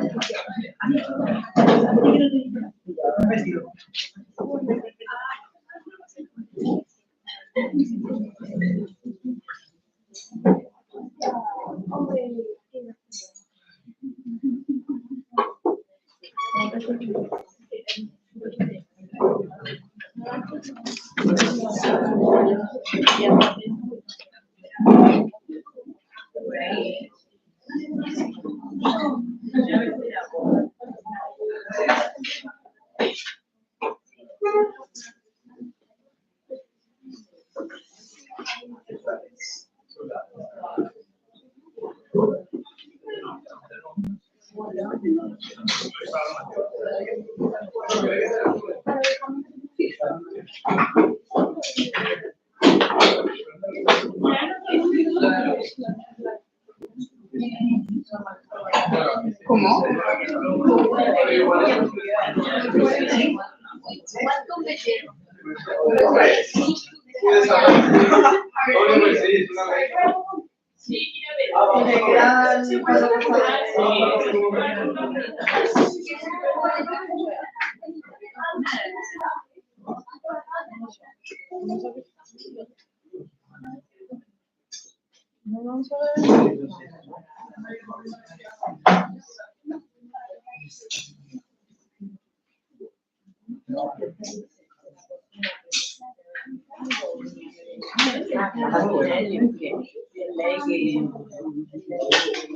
Mista.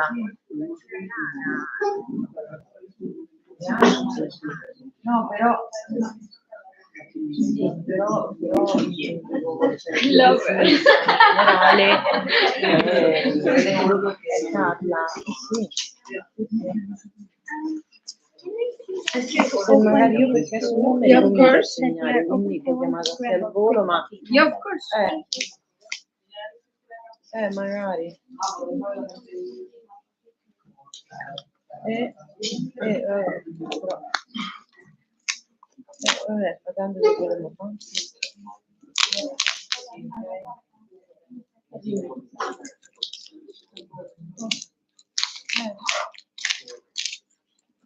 Aspetta, mi sposto, aspetta, esco un attimo.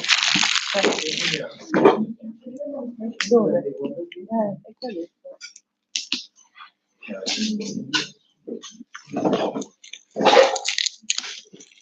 Ah sì? Ma dai.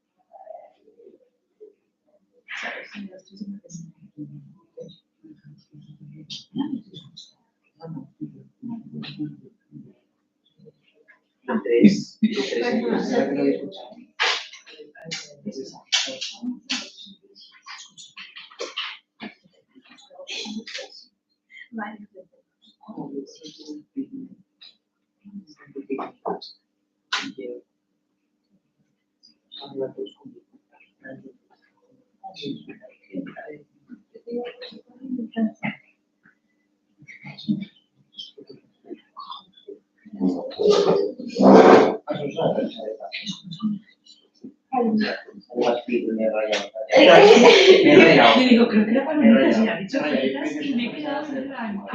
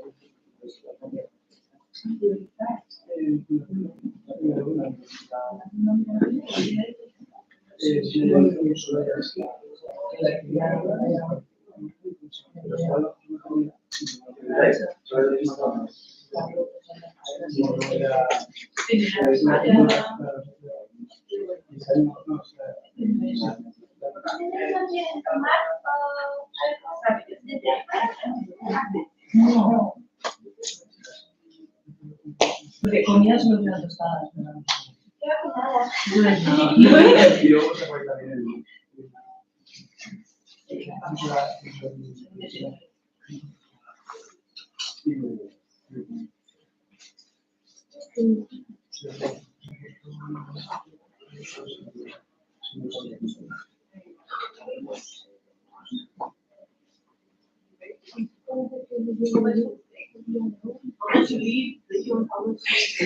Pero si llevas 40,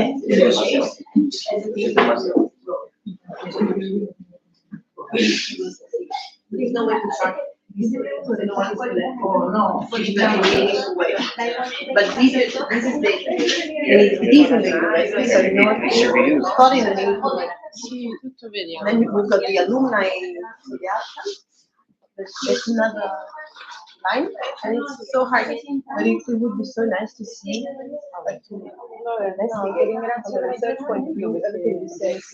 Perché non me le dicono le cose. So they're challenging today, they will talk about it's gonna be on this. Oh la la.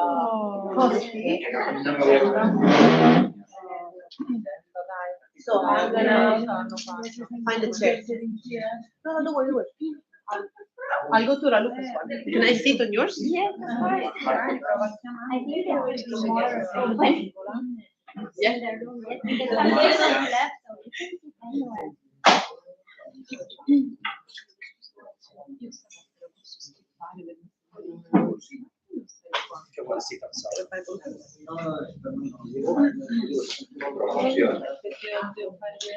If you have time, it would be great if you can join. Yes. If you want to participate, so Anywhere.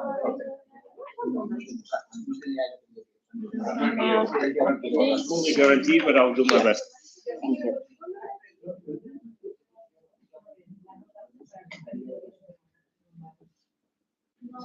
So Maria is outside. Should we go home? Yes. Yeah, I think so. Yes, but it's.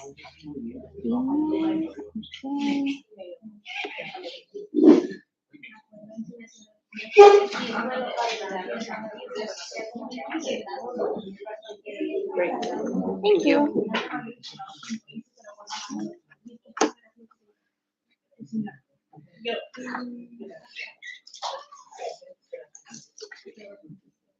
So for the participants online, can you write in the chat if you can hear?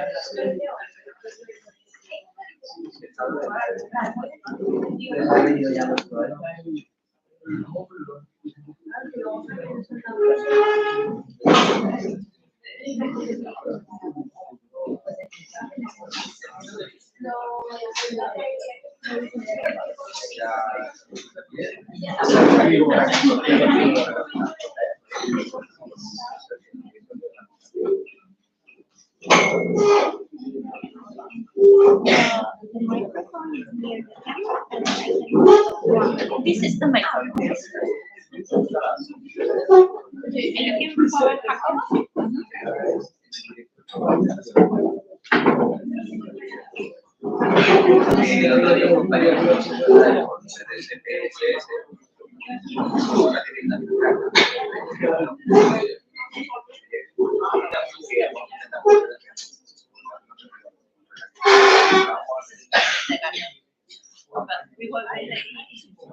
The garden is currently work with students with blind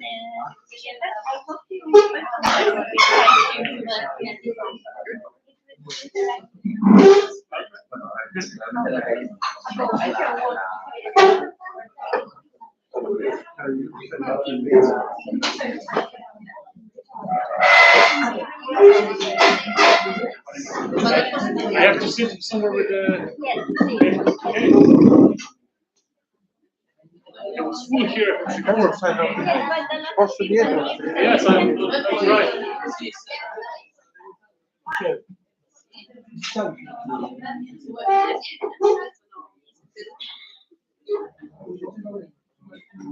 Do you need the pen or you have?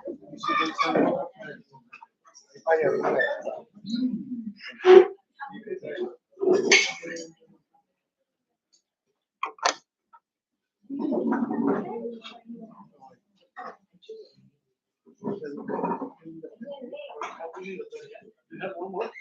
of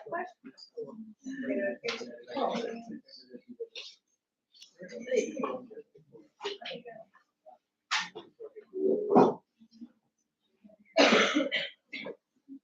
Okay, so should we wait for Maria Jesus or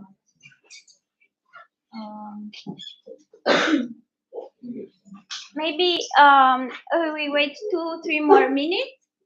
And while we wait, I wanted to tell you, my name is Raluca.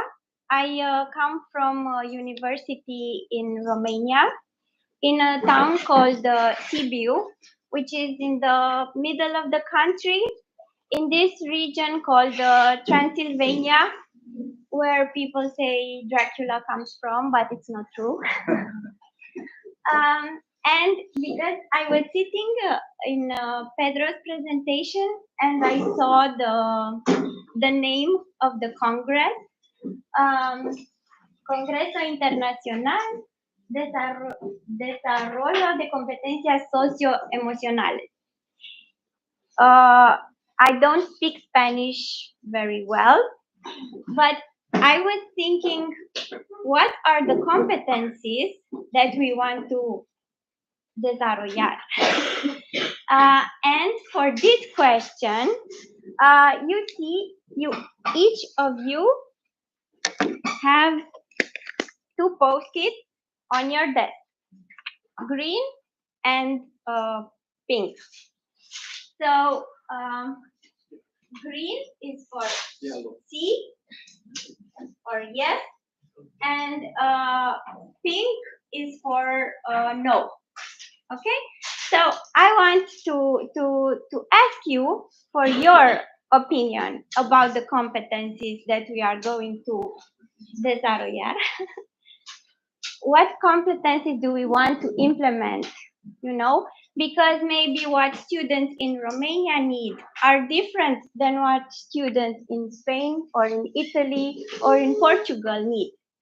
So even if you are not a fan of talking in English, you can just see or no, okay? Answer the question with your opinion. Okay, and just start if you also want to.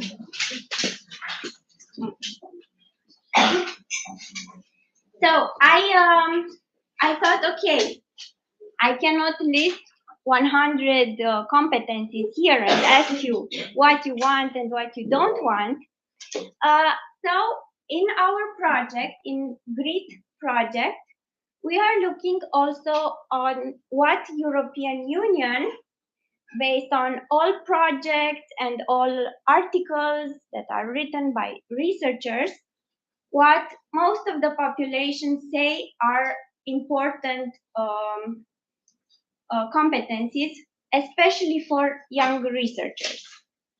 Okay, so my first question for you and for all of you, even if you are not students, so I want to know if you are interested in research, if you are curious what research is about, sí or no? Interesados en la investigación. Okay. You mind if I take pictures? Do you mind if I take a picture when you answer? Of course. It's not. I don't post it anywhere. Okay. Yes. Okay. Yes. Okay. Second question. Have you ever been involved? Also, ¿han trabajado o ayudado a alguien en un proyecto de investigación? So research project. Have you worked or helped someone? Okay, perfect. Okay. Thank you. So, what I do in the university in Romania, I'm also a student, so I'm a PhD student, but I also teach, but not in like faculty. I teach in a center where we work with multiple disciplines. So one student from medicine, one student from engineering, one student from economics, and what we learn in this center we call design thinking. And it's not something about architectural interior design. It's not something about personal development, but it is something about changing a little bit the way you think. So cuando queremos colaborar en un proyecto muy difícil, o when we have a very, very complicated, complex question, like in research, so como en trabajos de investigadores, complex questions have multiple answers. And because you have never been a part of a research project before, multiple answers, but you don't know when you start what the answer will be. So it's not like in school when you get homework, trabajo para casa, y alguien les dice, aplica esta fórmula, or read this and you will know how to solve the homework. In research, you read and you learn what you have to do as you do it. And this can be quite uncomfortable, to do something and you don't know what the result is going to be, if it's good or if it's not good. So this is something that we learn to work with step by step, but not linear, but more back and forth using design thinking. And to make it more clear to you, I want to ask you, okay?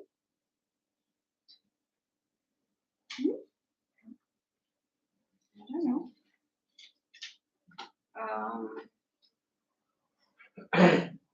It's on, but, and I tried it before, but maybe it's up.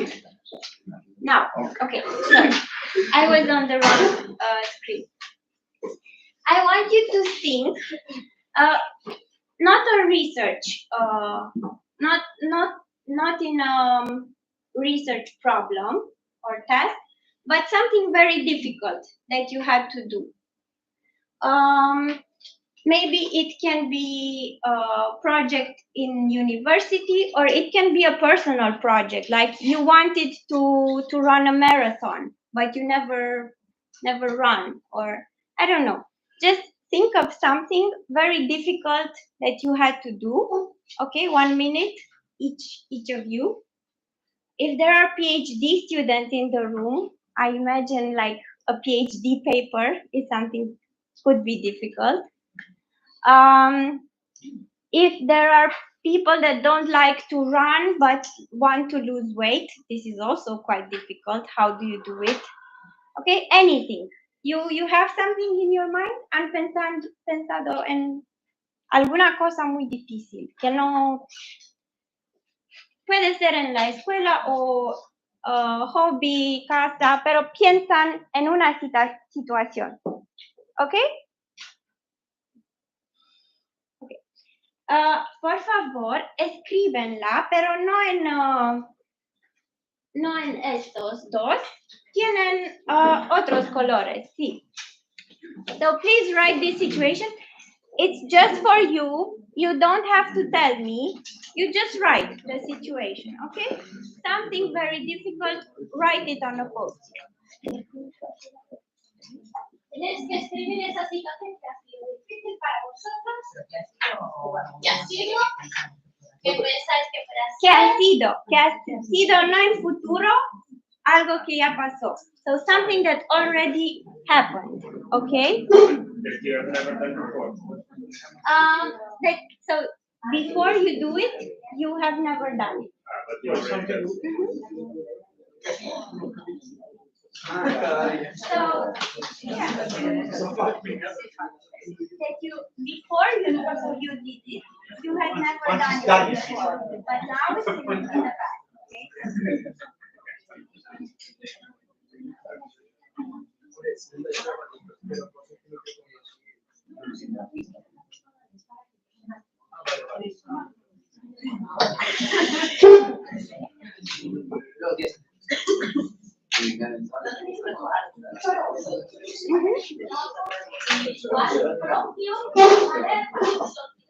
This you will not have to show anyone, okay?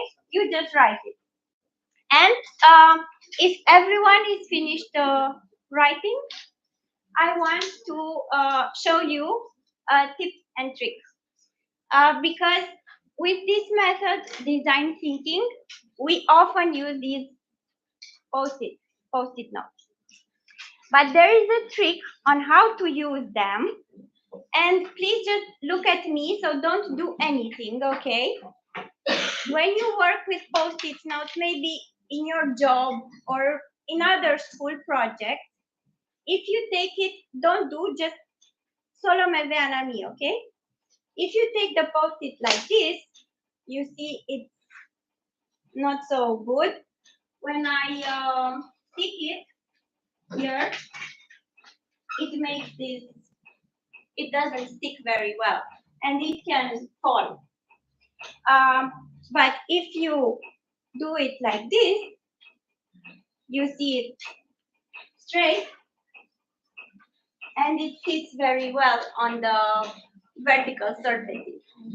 So, why I show you this is I will ask you more questions, and you will need to write more answers on your post-it. But please don't do like this. You write and keep, you write and keep. After you wrote your first answer, please take the post-it like I showed you and put it on the back of the pack. Okay? You take it from what you wrote and you put it on the back. Now you have clear to write a new answer, okay?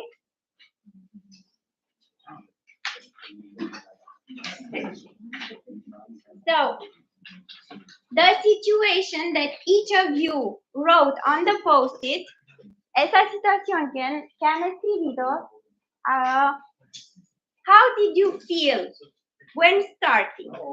So, it's something you, before you started, you never done before. How did you feel? Courage or anxiety? So, I'm confident, I think I can do it. I don't know how, but I think I can do it. Or was it more, will I do it? ¿Cómo va a ser? Voy a terminar. So, anxiety or courage? Can you please write it on the post-it? Esa situación que no se ha sido tan difícil, ¿vale? Cuando nos hemos enfrentado a ella, ¿cómo nos sentíamos? ¿Seguros de que podíamos hacerlo?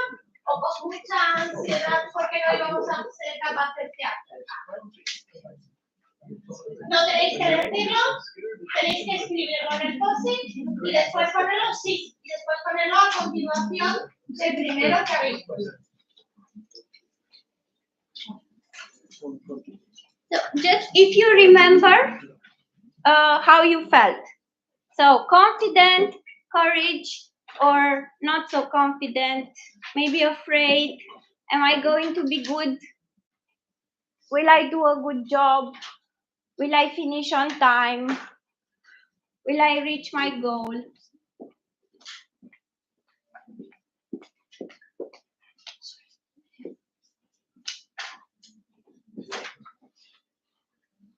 Okay, if you finish writing, please again take the post-it and stick it on the back of your pack. Yeah, so take it and put it on your back.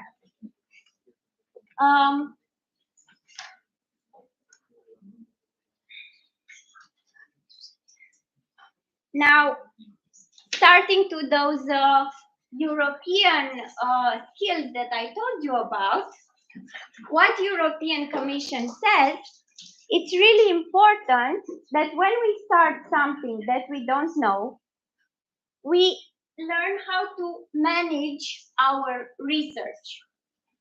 So I'm curious if this is a competency that we are familiar with, so you know this very well, you always do it, or it's something that maybe you never thought about.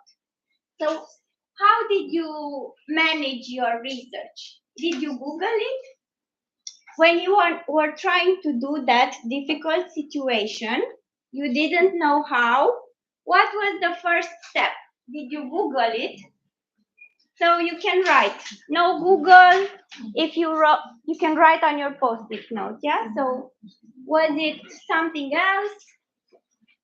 Maybe you used the ChatGPT, okay? How did you?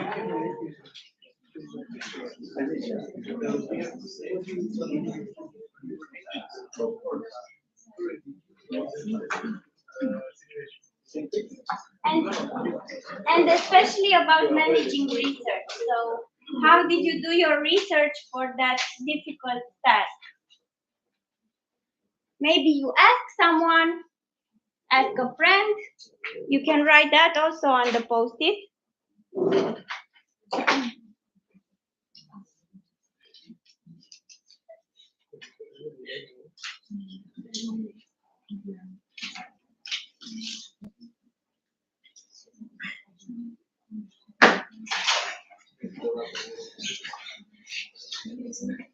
But now also, just to come back a little bit also to the red and yellow or green, I'm curious if your answer was Google. Can you put yes or no?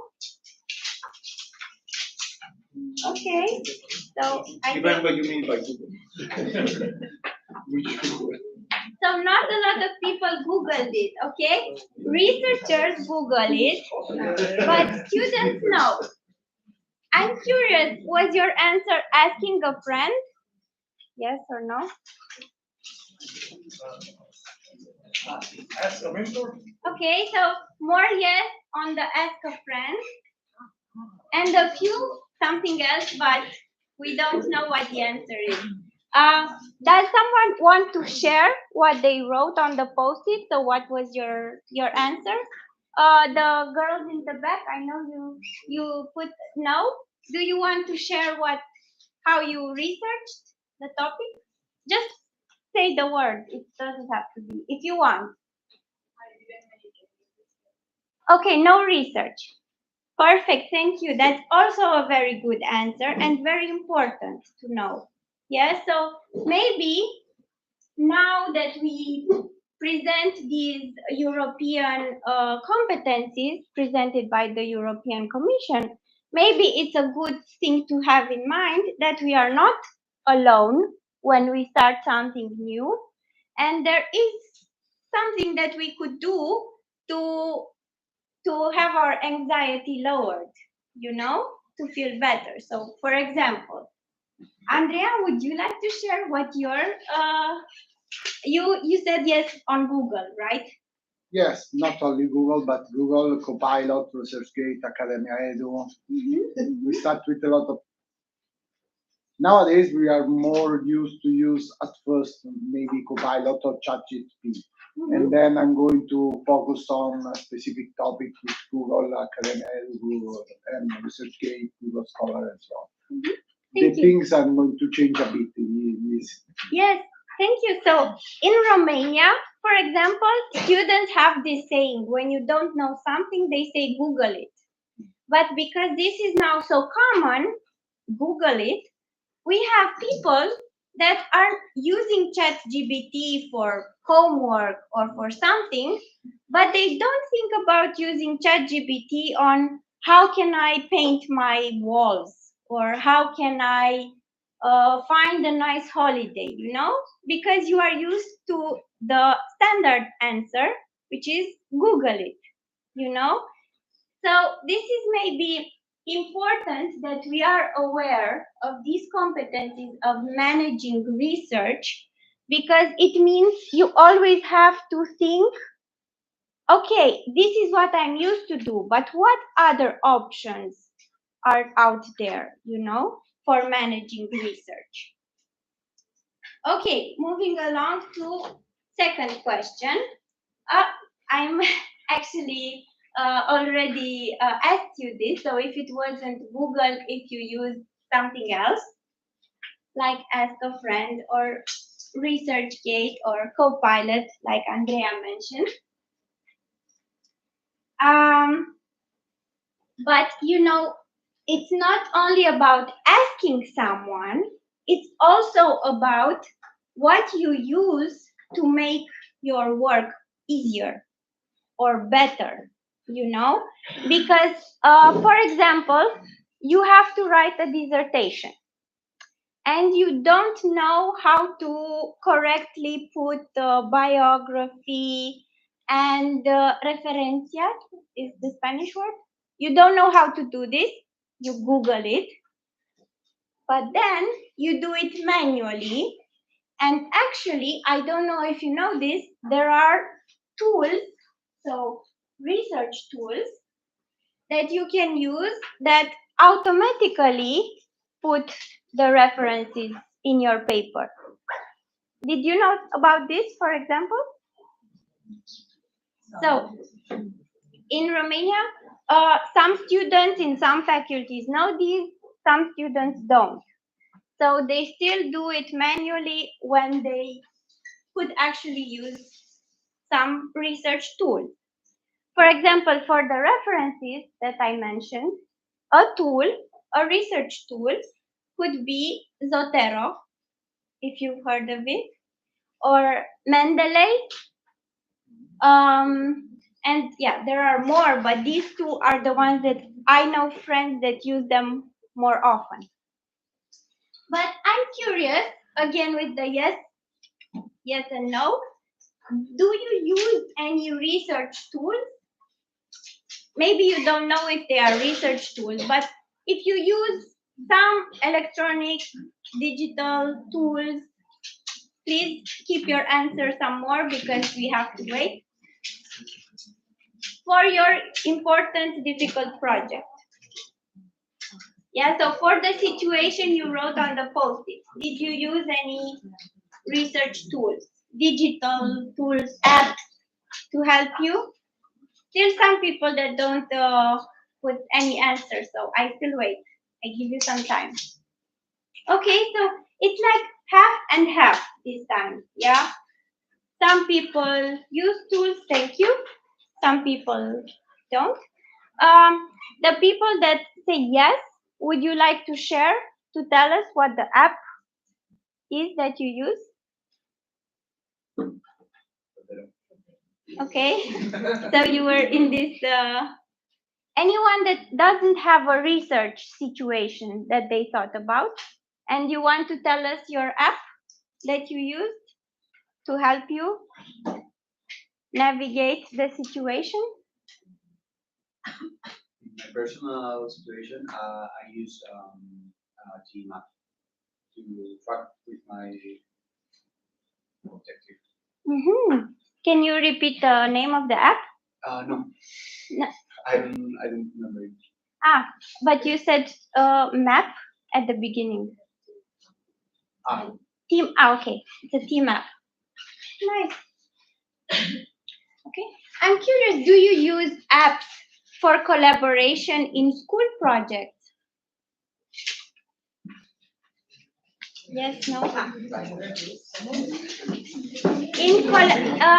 Para colaborar en proyectos para la universidad.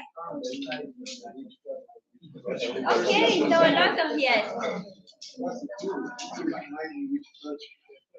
And do you want to tell us what tools? Google Drive, WhatsApp, Discord, right? Teams. Anything other than like Office, Google, some app, or does anyone use gamification? Like, do you know any cool app where you can use to work on a project or to study? Genially. Mm-hmm. Quizlet. Okay. Mm-hmm. But Kahoot is Canva. Okay. But these are something that your professors usually show you in class, right? I wonder if it's anything that you use at home when you study, like to learn a new skill, or to like you know the app Duolingo? You can use Duolingo to learn a new language. But do you use any app like Duolingo to learn biology, for example, or science, or something else? I don't even know if there exists any app to learn biology. But you have seen tutorials. Sure, they are on YouTube. Oh yeah, so good point. Do you watch any tutorials on YouTube? Okay. But do you think, now this is like a future question a little bit, but do you think you would use such an app if it existed? Like an app that uses gamification to learn for science, or to learn how to write a PhD paper, for example? Yes or no?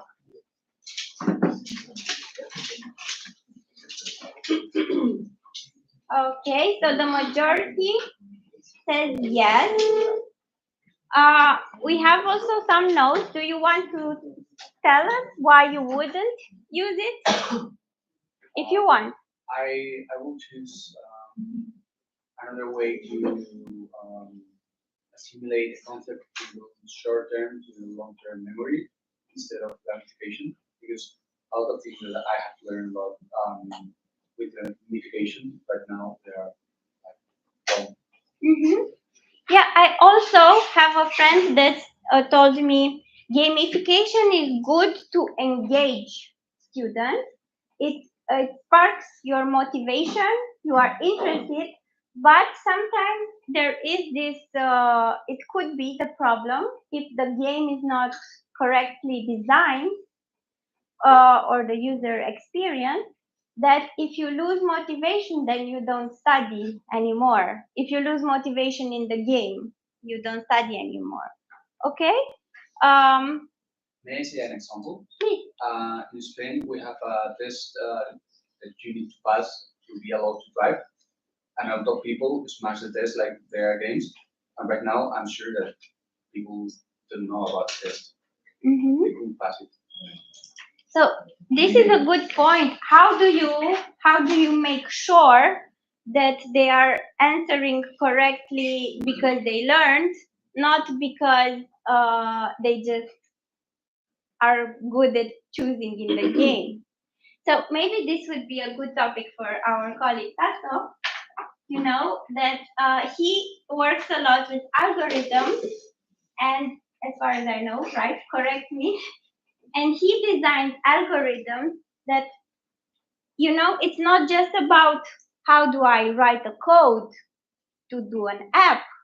It's how do I write a code that can see if people are really learning, not just putting answers by mistake and giving the right answer by mistake, So this is, for example, an example of research where you need to study how people answer those questions, learn something yourself so you can put what you have learned in that code, So this would be a good example of a research project. How do I design a game app that doesn't just give you correct, incorrect, but also knows when you really learn, not just yes. Much might depend also on the type of learning you want. For example, I had a friend that was was using a lot an app called Anki, which is you can build a deck of cards with whatever you want, and then you turn the cards and you set the rates, and then they use it for learning vocabulary or medical terminology. So you have millions of decks, and you can take the one and then swipe until it's a gamified process, but use with whatever you want. But it's only on pieces of information you might want to learn in your memory. but it's not for adults. You want to memorize? Yes. Essentially? Yeah. And now if it works like this, the pieces you don't remember correctly, it more frequently shows you. I use it. I try to use it. Yeah. Okay, so do we have any students studying medicine in the room? No. Okay. But this might be a good app to remember medical terms, like Anita said. Okay. So moving along a little bit, I asked you if you used tools to collaborate, but coming back to this situation, this difficult situation that you thought about, did you work alone or did you work with other people? Yes or no again. Alone? Alone or with other people? Alone means? So, did you work alone is the question. Yes or no? Okay, so it looks like a lot of people use collaboration. That's great. And for the people that said, yes, I work alone, I'm curious, do you want to tell us, was it because you don't know someone that's working on the same challenge? Is it because you prefer to work alone? Do you want to share with us why you work alone in that situation? You don't have to tell us the situation. Yes, in my case, I prefer to work alone. Okay. And the other people that answered with yes? I can mention that I much prefer working alone at the beginning of the project and then maybe later to share the idea with colleagues. The beginning is really a work which I consider my personal work. I would say the opposite. I would go surfing at the beginning and then That's different from surfing is different from working with other people. No, but like grabbing things and asking things at the beginning, but it might depend on the challenge. What about, I saw there are some people? I just something it has to be done alone. So. Okay. Perfect. I think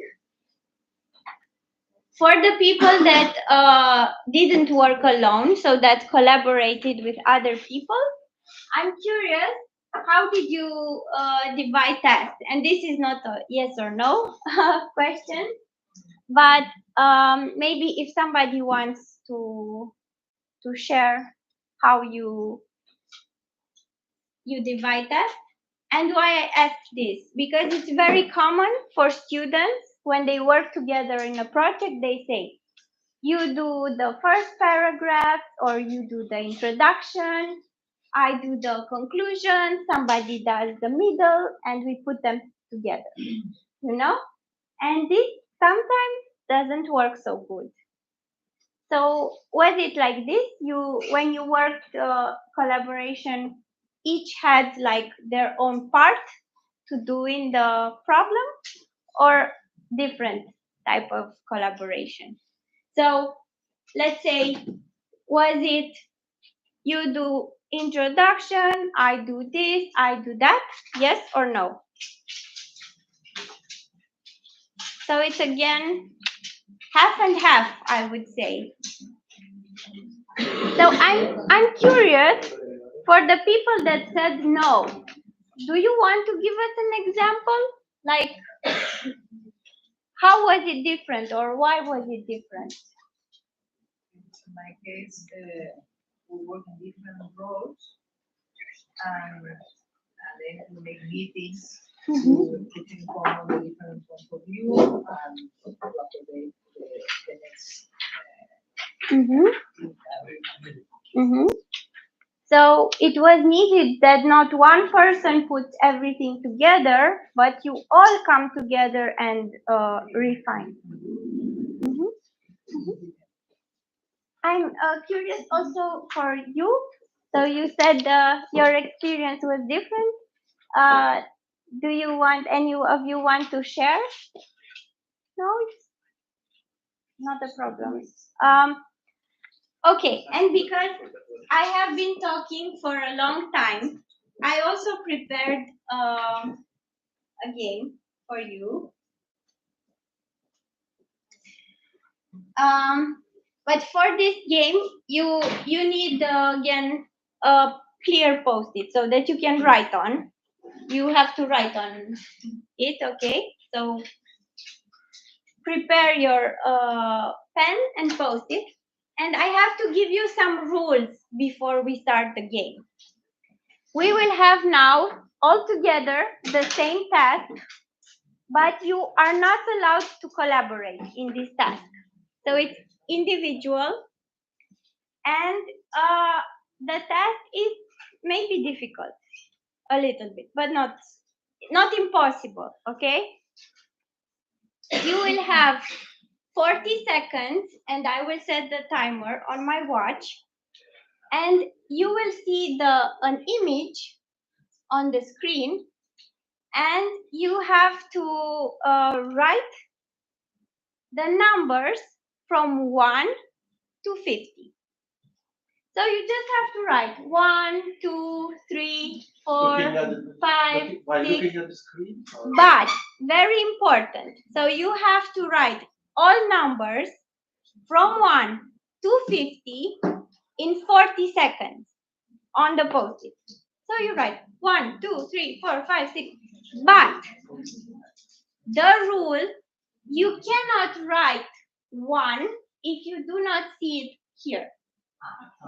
And if you see 5, you cannot write 5 on your post-it if you haven't spotted 1, 2, 3, and 4. Okay. So you have to, you can, okay? So you can only write 1 when you see it. Then you have to look for 2.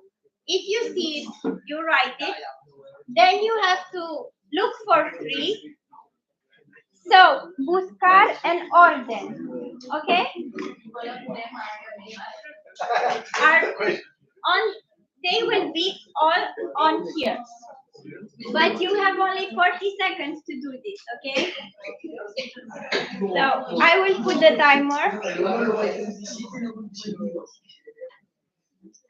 Is it clear for everyone? ¿Tienen algún pregunta? Question. If I spotted the 2 while searching for the 1, can I write 1 and 2? No. You have to first find the 1. I spotted the 2. It doesn't matter. You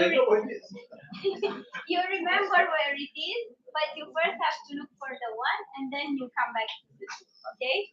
Yep. So in order. Do you have any questions? Is it all clear? Okay.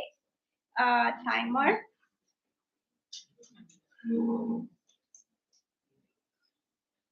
I said 40 seconds, right?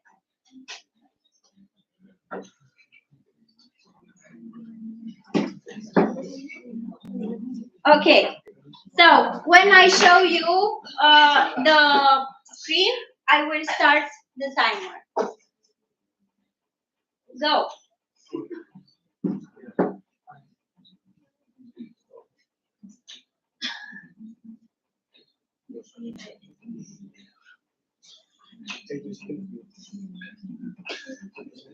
I haven't found the 1 yet, I have to tell you.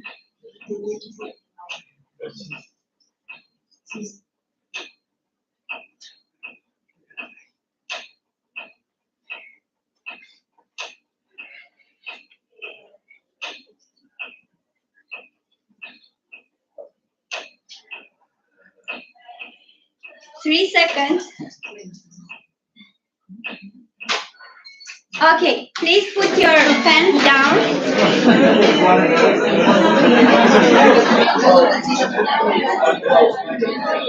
Okay. Wait. So, wait. Don't tell. Wait.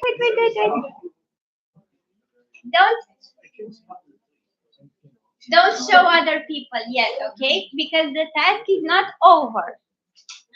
So, what happens when we receive a very difficult task with very short deadline? and we cannot do it.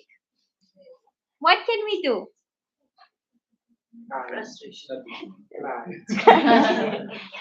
Preferably don't give up, yes? So did you see anything like you remember what was the test that I said you have to do? Can you say it? Right? We needed to search for the numbers, order, to be able to write them. From 1 to 50, right? Yes. But did you notice something about? Some letters? There's also some letters here. Numbers that are over 50 Also numbers that are over 50. Different fonts. Okay. Different fonts. Yeah. They are underlined. Some are underlined, some not. Okay. So if we get this difficult task with very short deadline, instead of just giving up, what we could do would be to get rid of, like, we don't say, I don't do it, bring more people, I don't have time. It's sometimes you cannot negotiate the deadline, you know. But what you can do is use some tools that make your job easier. In this case, before going to the tools, what we can do is just take away what is not necessary for our task. So I did this. I changed nothing at the image except taking away the unnecessary. So take away the letters, take away the numbers that are over 50, and we will try again, okay, to see if this helps or not. But before we try, I'm curious, did anyone get to the number 10? No. Anyone in the room? Anyone to 5? 2, 3 people, 4, okay, 2 people to 5. You also to 5, okay. So, and some people to 4, okay. Okay, so not a very promising outcome, but let's see. I put the timer again, but this time when I show you the image, it will be with no letters. Go.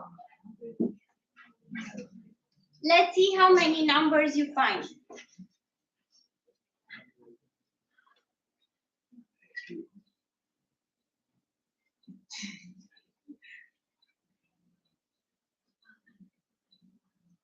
It's the same task, numbers from 1 to 50, okay? In order.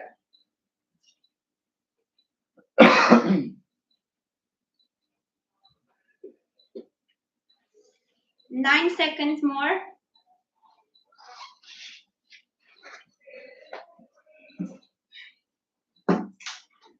Okay, stop. I changed just so you don't.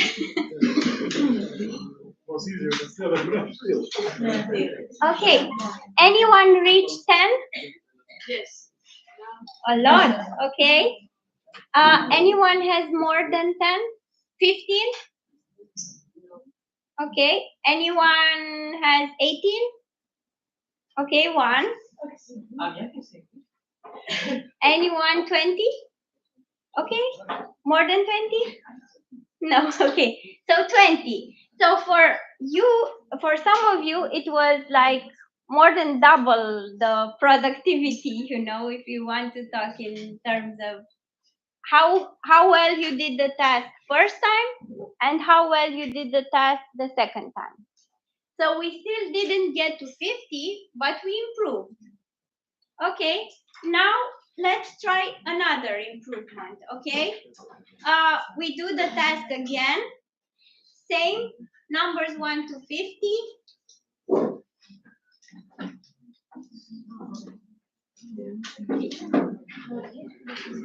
The same task again.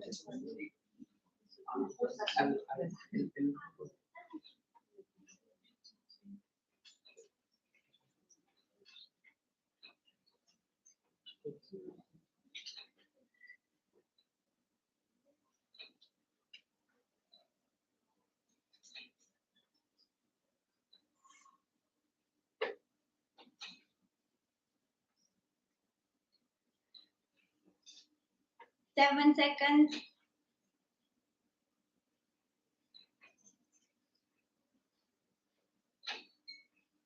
Okay, stop. I'm curious, did anyone reach more than 20? Okay, more than 20. Anyone that had 10 before reach more than 10?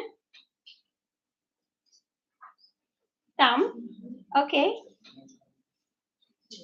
I'm curious, did you see that it's 1 here, 2 here, 3 here, 4, 5, 6? Did anyone see the pattern? That 7, 8, 9. Okay. So,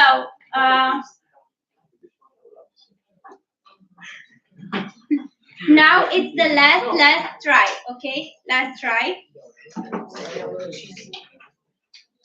Take a new post-it.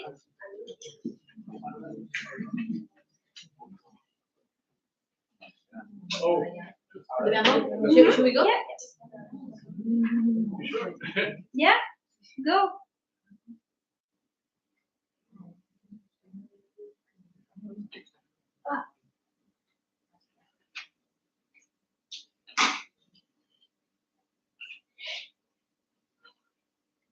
Others. 13 seconds.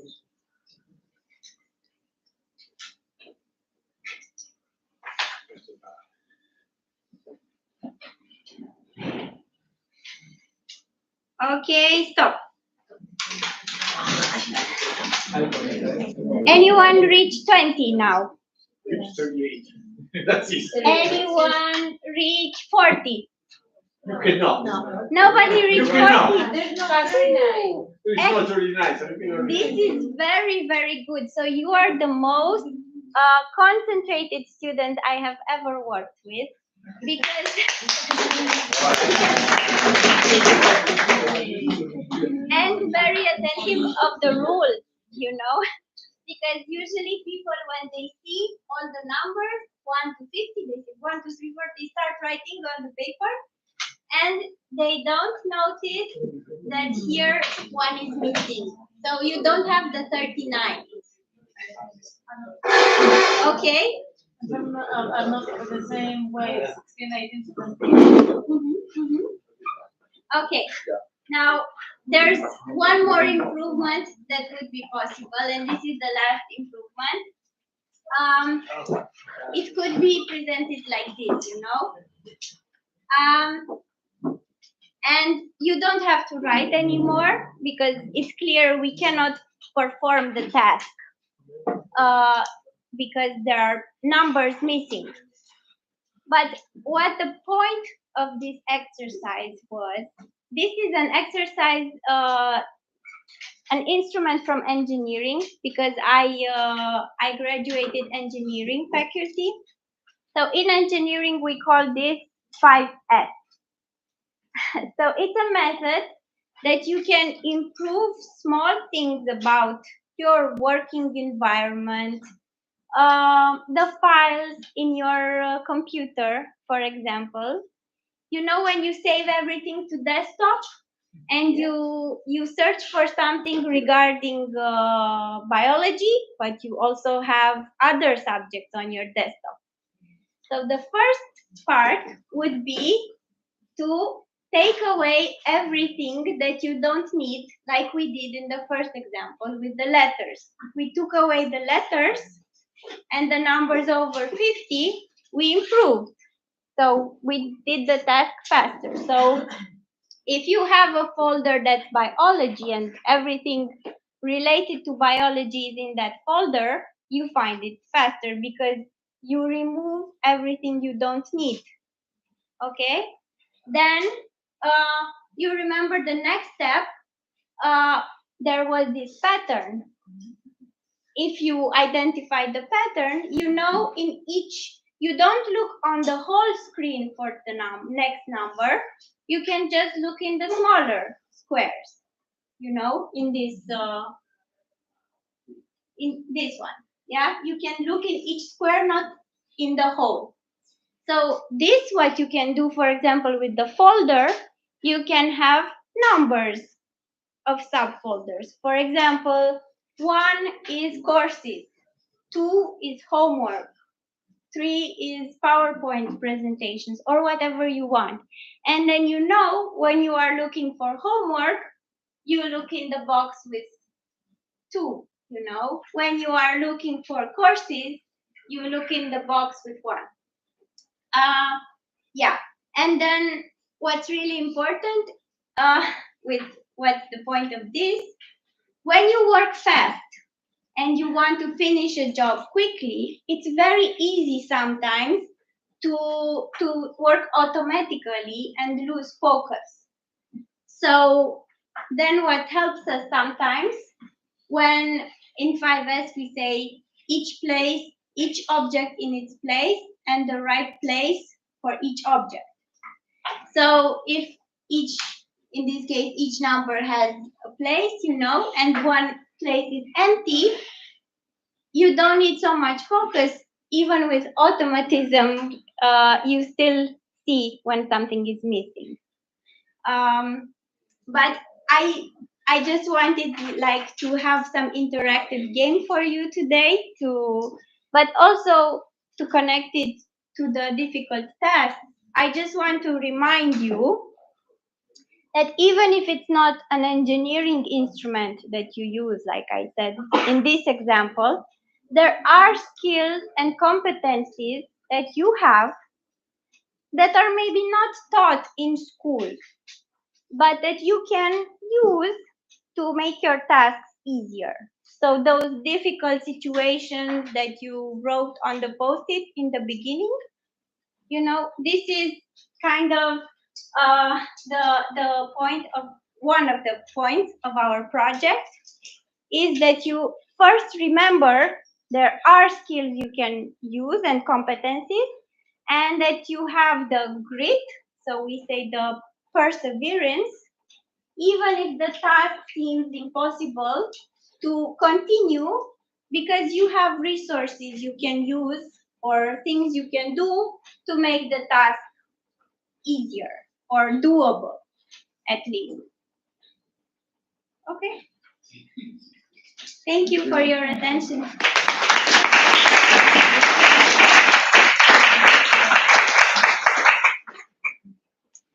don't know if you have any comments or questions or. Yes? I didn't mention it before, but can you differentiate competence from skill? How do you differentiate? Yes. So competencies are actually a combination of knowing the content, knowing how to use the content, which is a skill or an ability, and it's also a combination of the attitude you have when you put that skill to work. So competencies is all these 3 things combined. So I'm competent in engineering if I mechanical engineering assembly line, if I have content knowledge about engineering mechanic assembly lines, if I also have skills on how to put these lines together, and I have the right attitude to collaborate and work with the people in the assembly line, then you say I have this competency to make that thing work. So it's not enough that you only know the content, so the knowledge, or you only have skill but you don't connect it with knowledge, and also the attitude. That's what makes the competencies. But thank you for that observation, Angela. So we made this not so clear from the beginning, but it's important that the competencies I showed have to be combined by these 3 elements.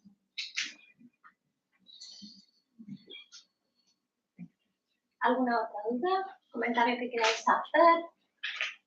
Do you have any questions? So you helped us navigate the research comp, which is a framework for research competencies for research. So that the little words you saw at the bottom of each slide is taken from the European Competence Framework for Researchers. I don't know if you're familiar with this. It's a fairly new framework of competencies. And thank you, Raluca, for taking us and seeing that this framework is not only relevant for those who do research, but it's relevant for everyone, every day. We can send you the link if you want the link to that framework. And also you can have the presentation and at least read about them. So for example, this is not called collaboration, it's called working with others. Yep. I renamed it a little bit. Research tools is still the same. Doing research and managing research. These are like in the framework. And in the last task, you helped us thinking. I'm just trying to digest what we did.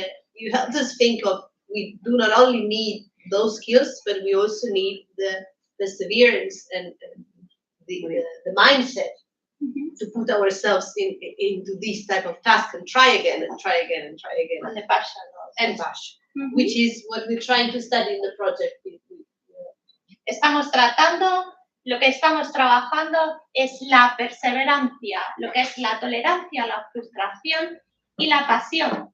Son aspectos que nos van a hacer continuar con lo que estamos haciendo a pesar de que no nos salga bien a la primera. No podemos desalentarnos en la primera ocasión en la que algo nos salga mal, sino que tenemos que seguir intentando.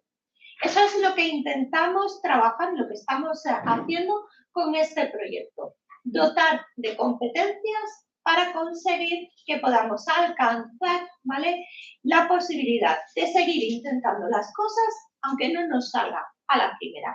Y creo que todos nosotros nos hemos sentido también en algún momento, ¿vale?, decepcionados o molestos porque algo no nos ha salido. Y tenemos que continuar trabajando y perseverando. This is what we are working in this project. And now to clean up the room, because because you still have these two. The other ones you can keep in your pockets, the ones where you wrote, they are for you. So take them with you, the whole pack. But for the green and red, maybe if you can bring them to the front when you go out and maybe write something that you liked about this session and something that we can improve. So if next year we do another workshop, what can we do better? Write it here. And what you like, write it here. Okay? And en el amarillo, bring them with you to the front. En el amarillo lo que os ha gustado, en el rosa lo que se puede mejorar. ¿De acuerdo? Nos lo dejáis aquí en la entrada para que ella pueda tener un feedback de todo esto. Muchas gracias, Raluca, por tu sesión. Bueno, un pequeño obsequio que te damos desde la universidad.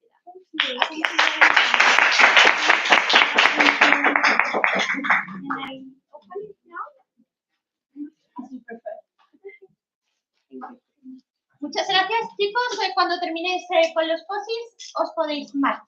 ¿De acuerdo?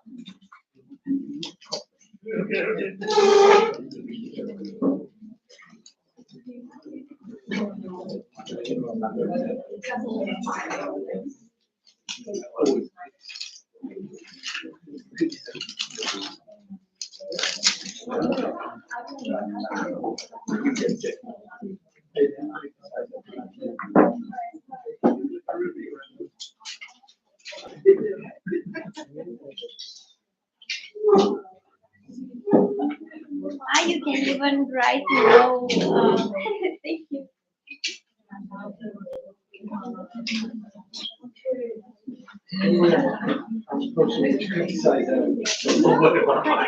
Professional review. That's very good. That's why I asked feedback. Feedback is not so I feel good about the job I done. We were lucky.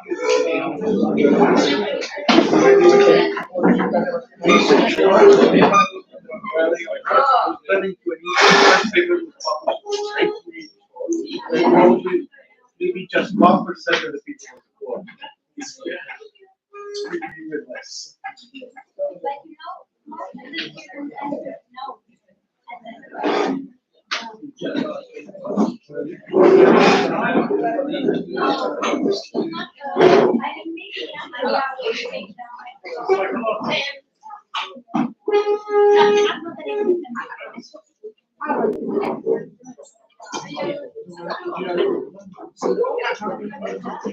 Thank you.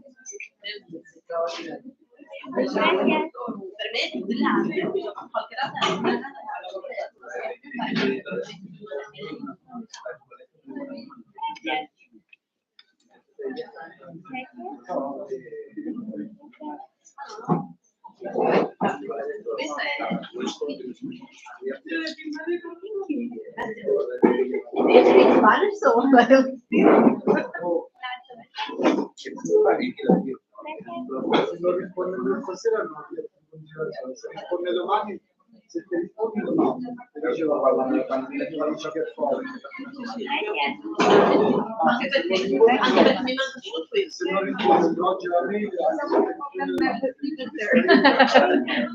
I think I was going to interview but I have Marianne, she's going to mi puoi trovare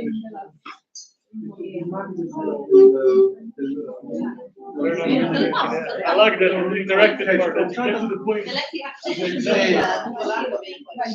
Yeah. Very good. Wow, No. impressive. Oh, really? Yeah. It's very creative. Very anxious or courageous? Courageous.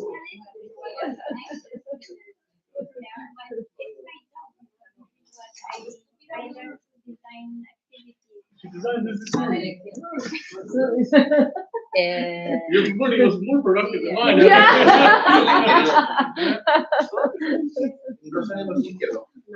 And actually, Anita inspired me with the framework of European competence that I was thinking and what could I do to connect with a project that also has to be a little bit interactive. Thank you. Bye. Bye-bye.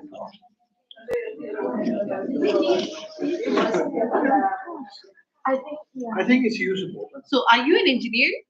And the, Yes. Much more creative than us engineers. So But that's this very. is a myth, because all people are creative. It's not engineers or technical artists are creative. All people are creative, but we lose our training. With time. And in school especially. I forgot one point to make. No part. She's an engineer, so it's a down part. Forgot about it. Right. What is your Mathematician. The project I talked about yesterday was his idea. Which you mentioned today. Yeah. I do remember the idea. Yeah. It was his idea. But I became an engineer because I was very good at math, and we didn't have any. So you made a wrong decision. You cannot make any wrong decision. So everyone said you are so good at math, you have to become an engineer. So let me tell a story about engineer mathematicians. So pick a number 60. And how the physicists will think about it. So 60 is can be divided by 1, yes, by 2, yes, by 3, yes, by 4, by 5, yes, by 6. So 60 can be divided by any number.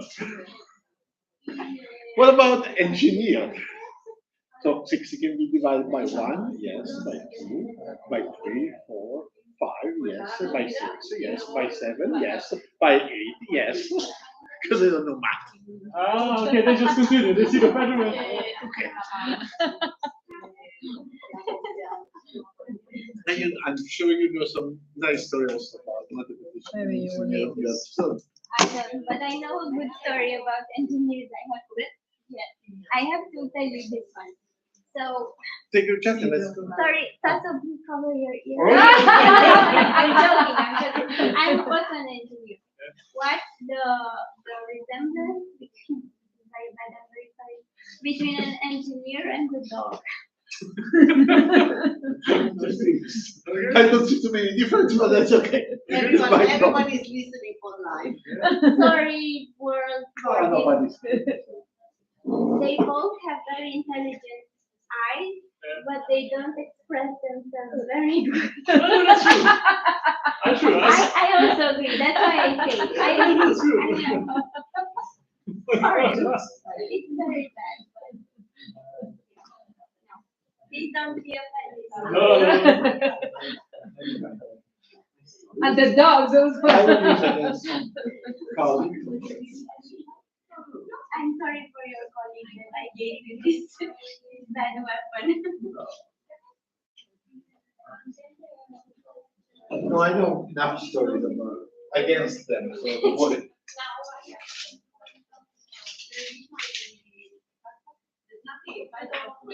I think they're allowed.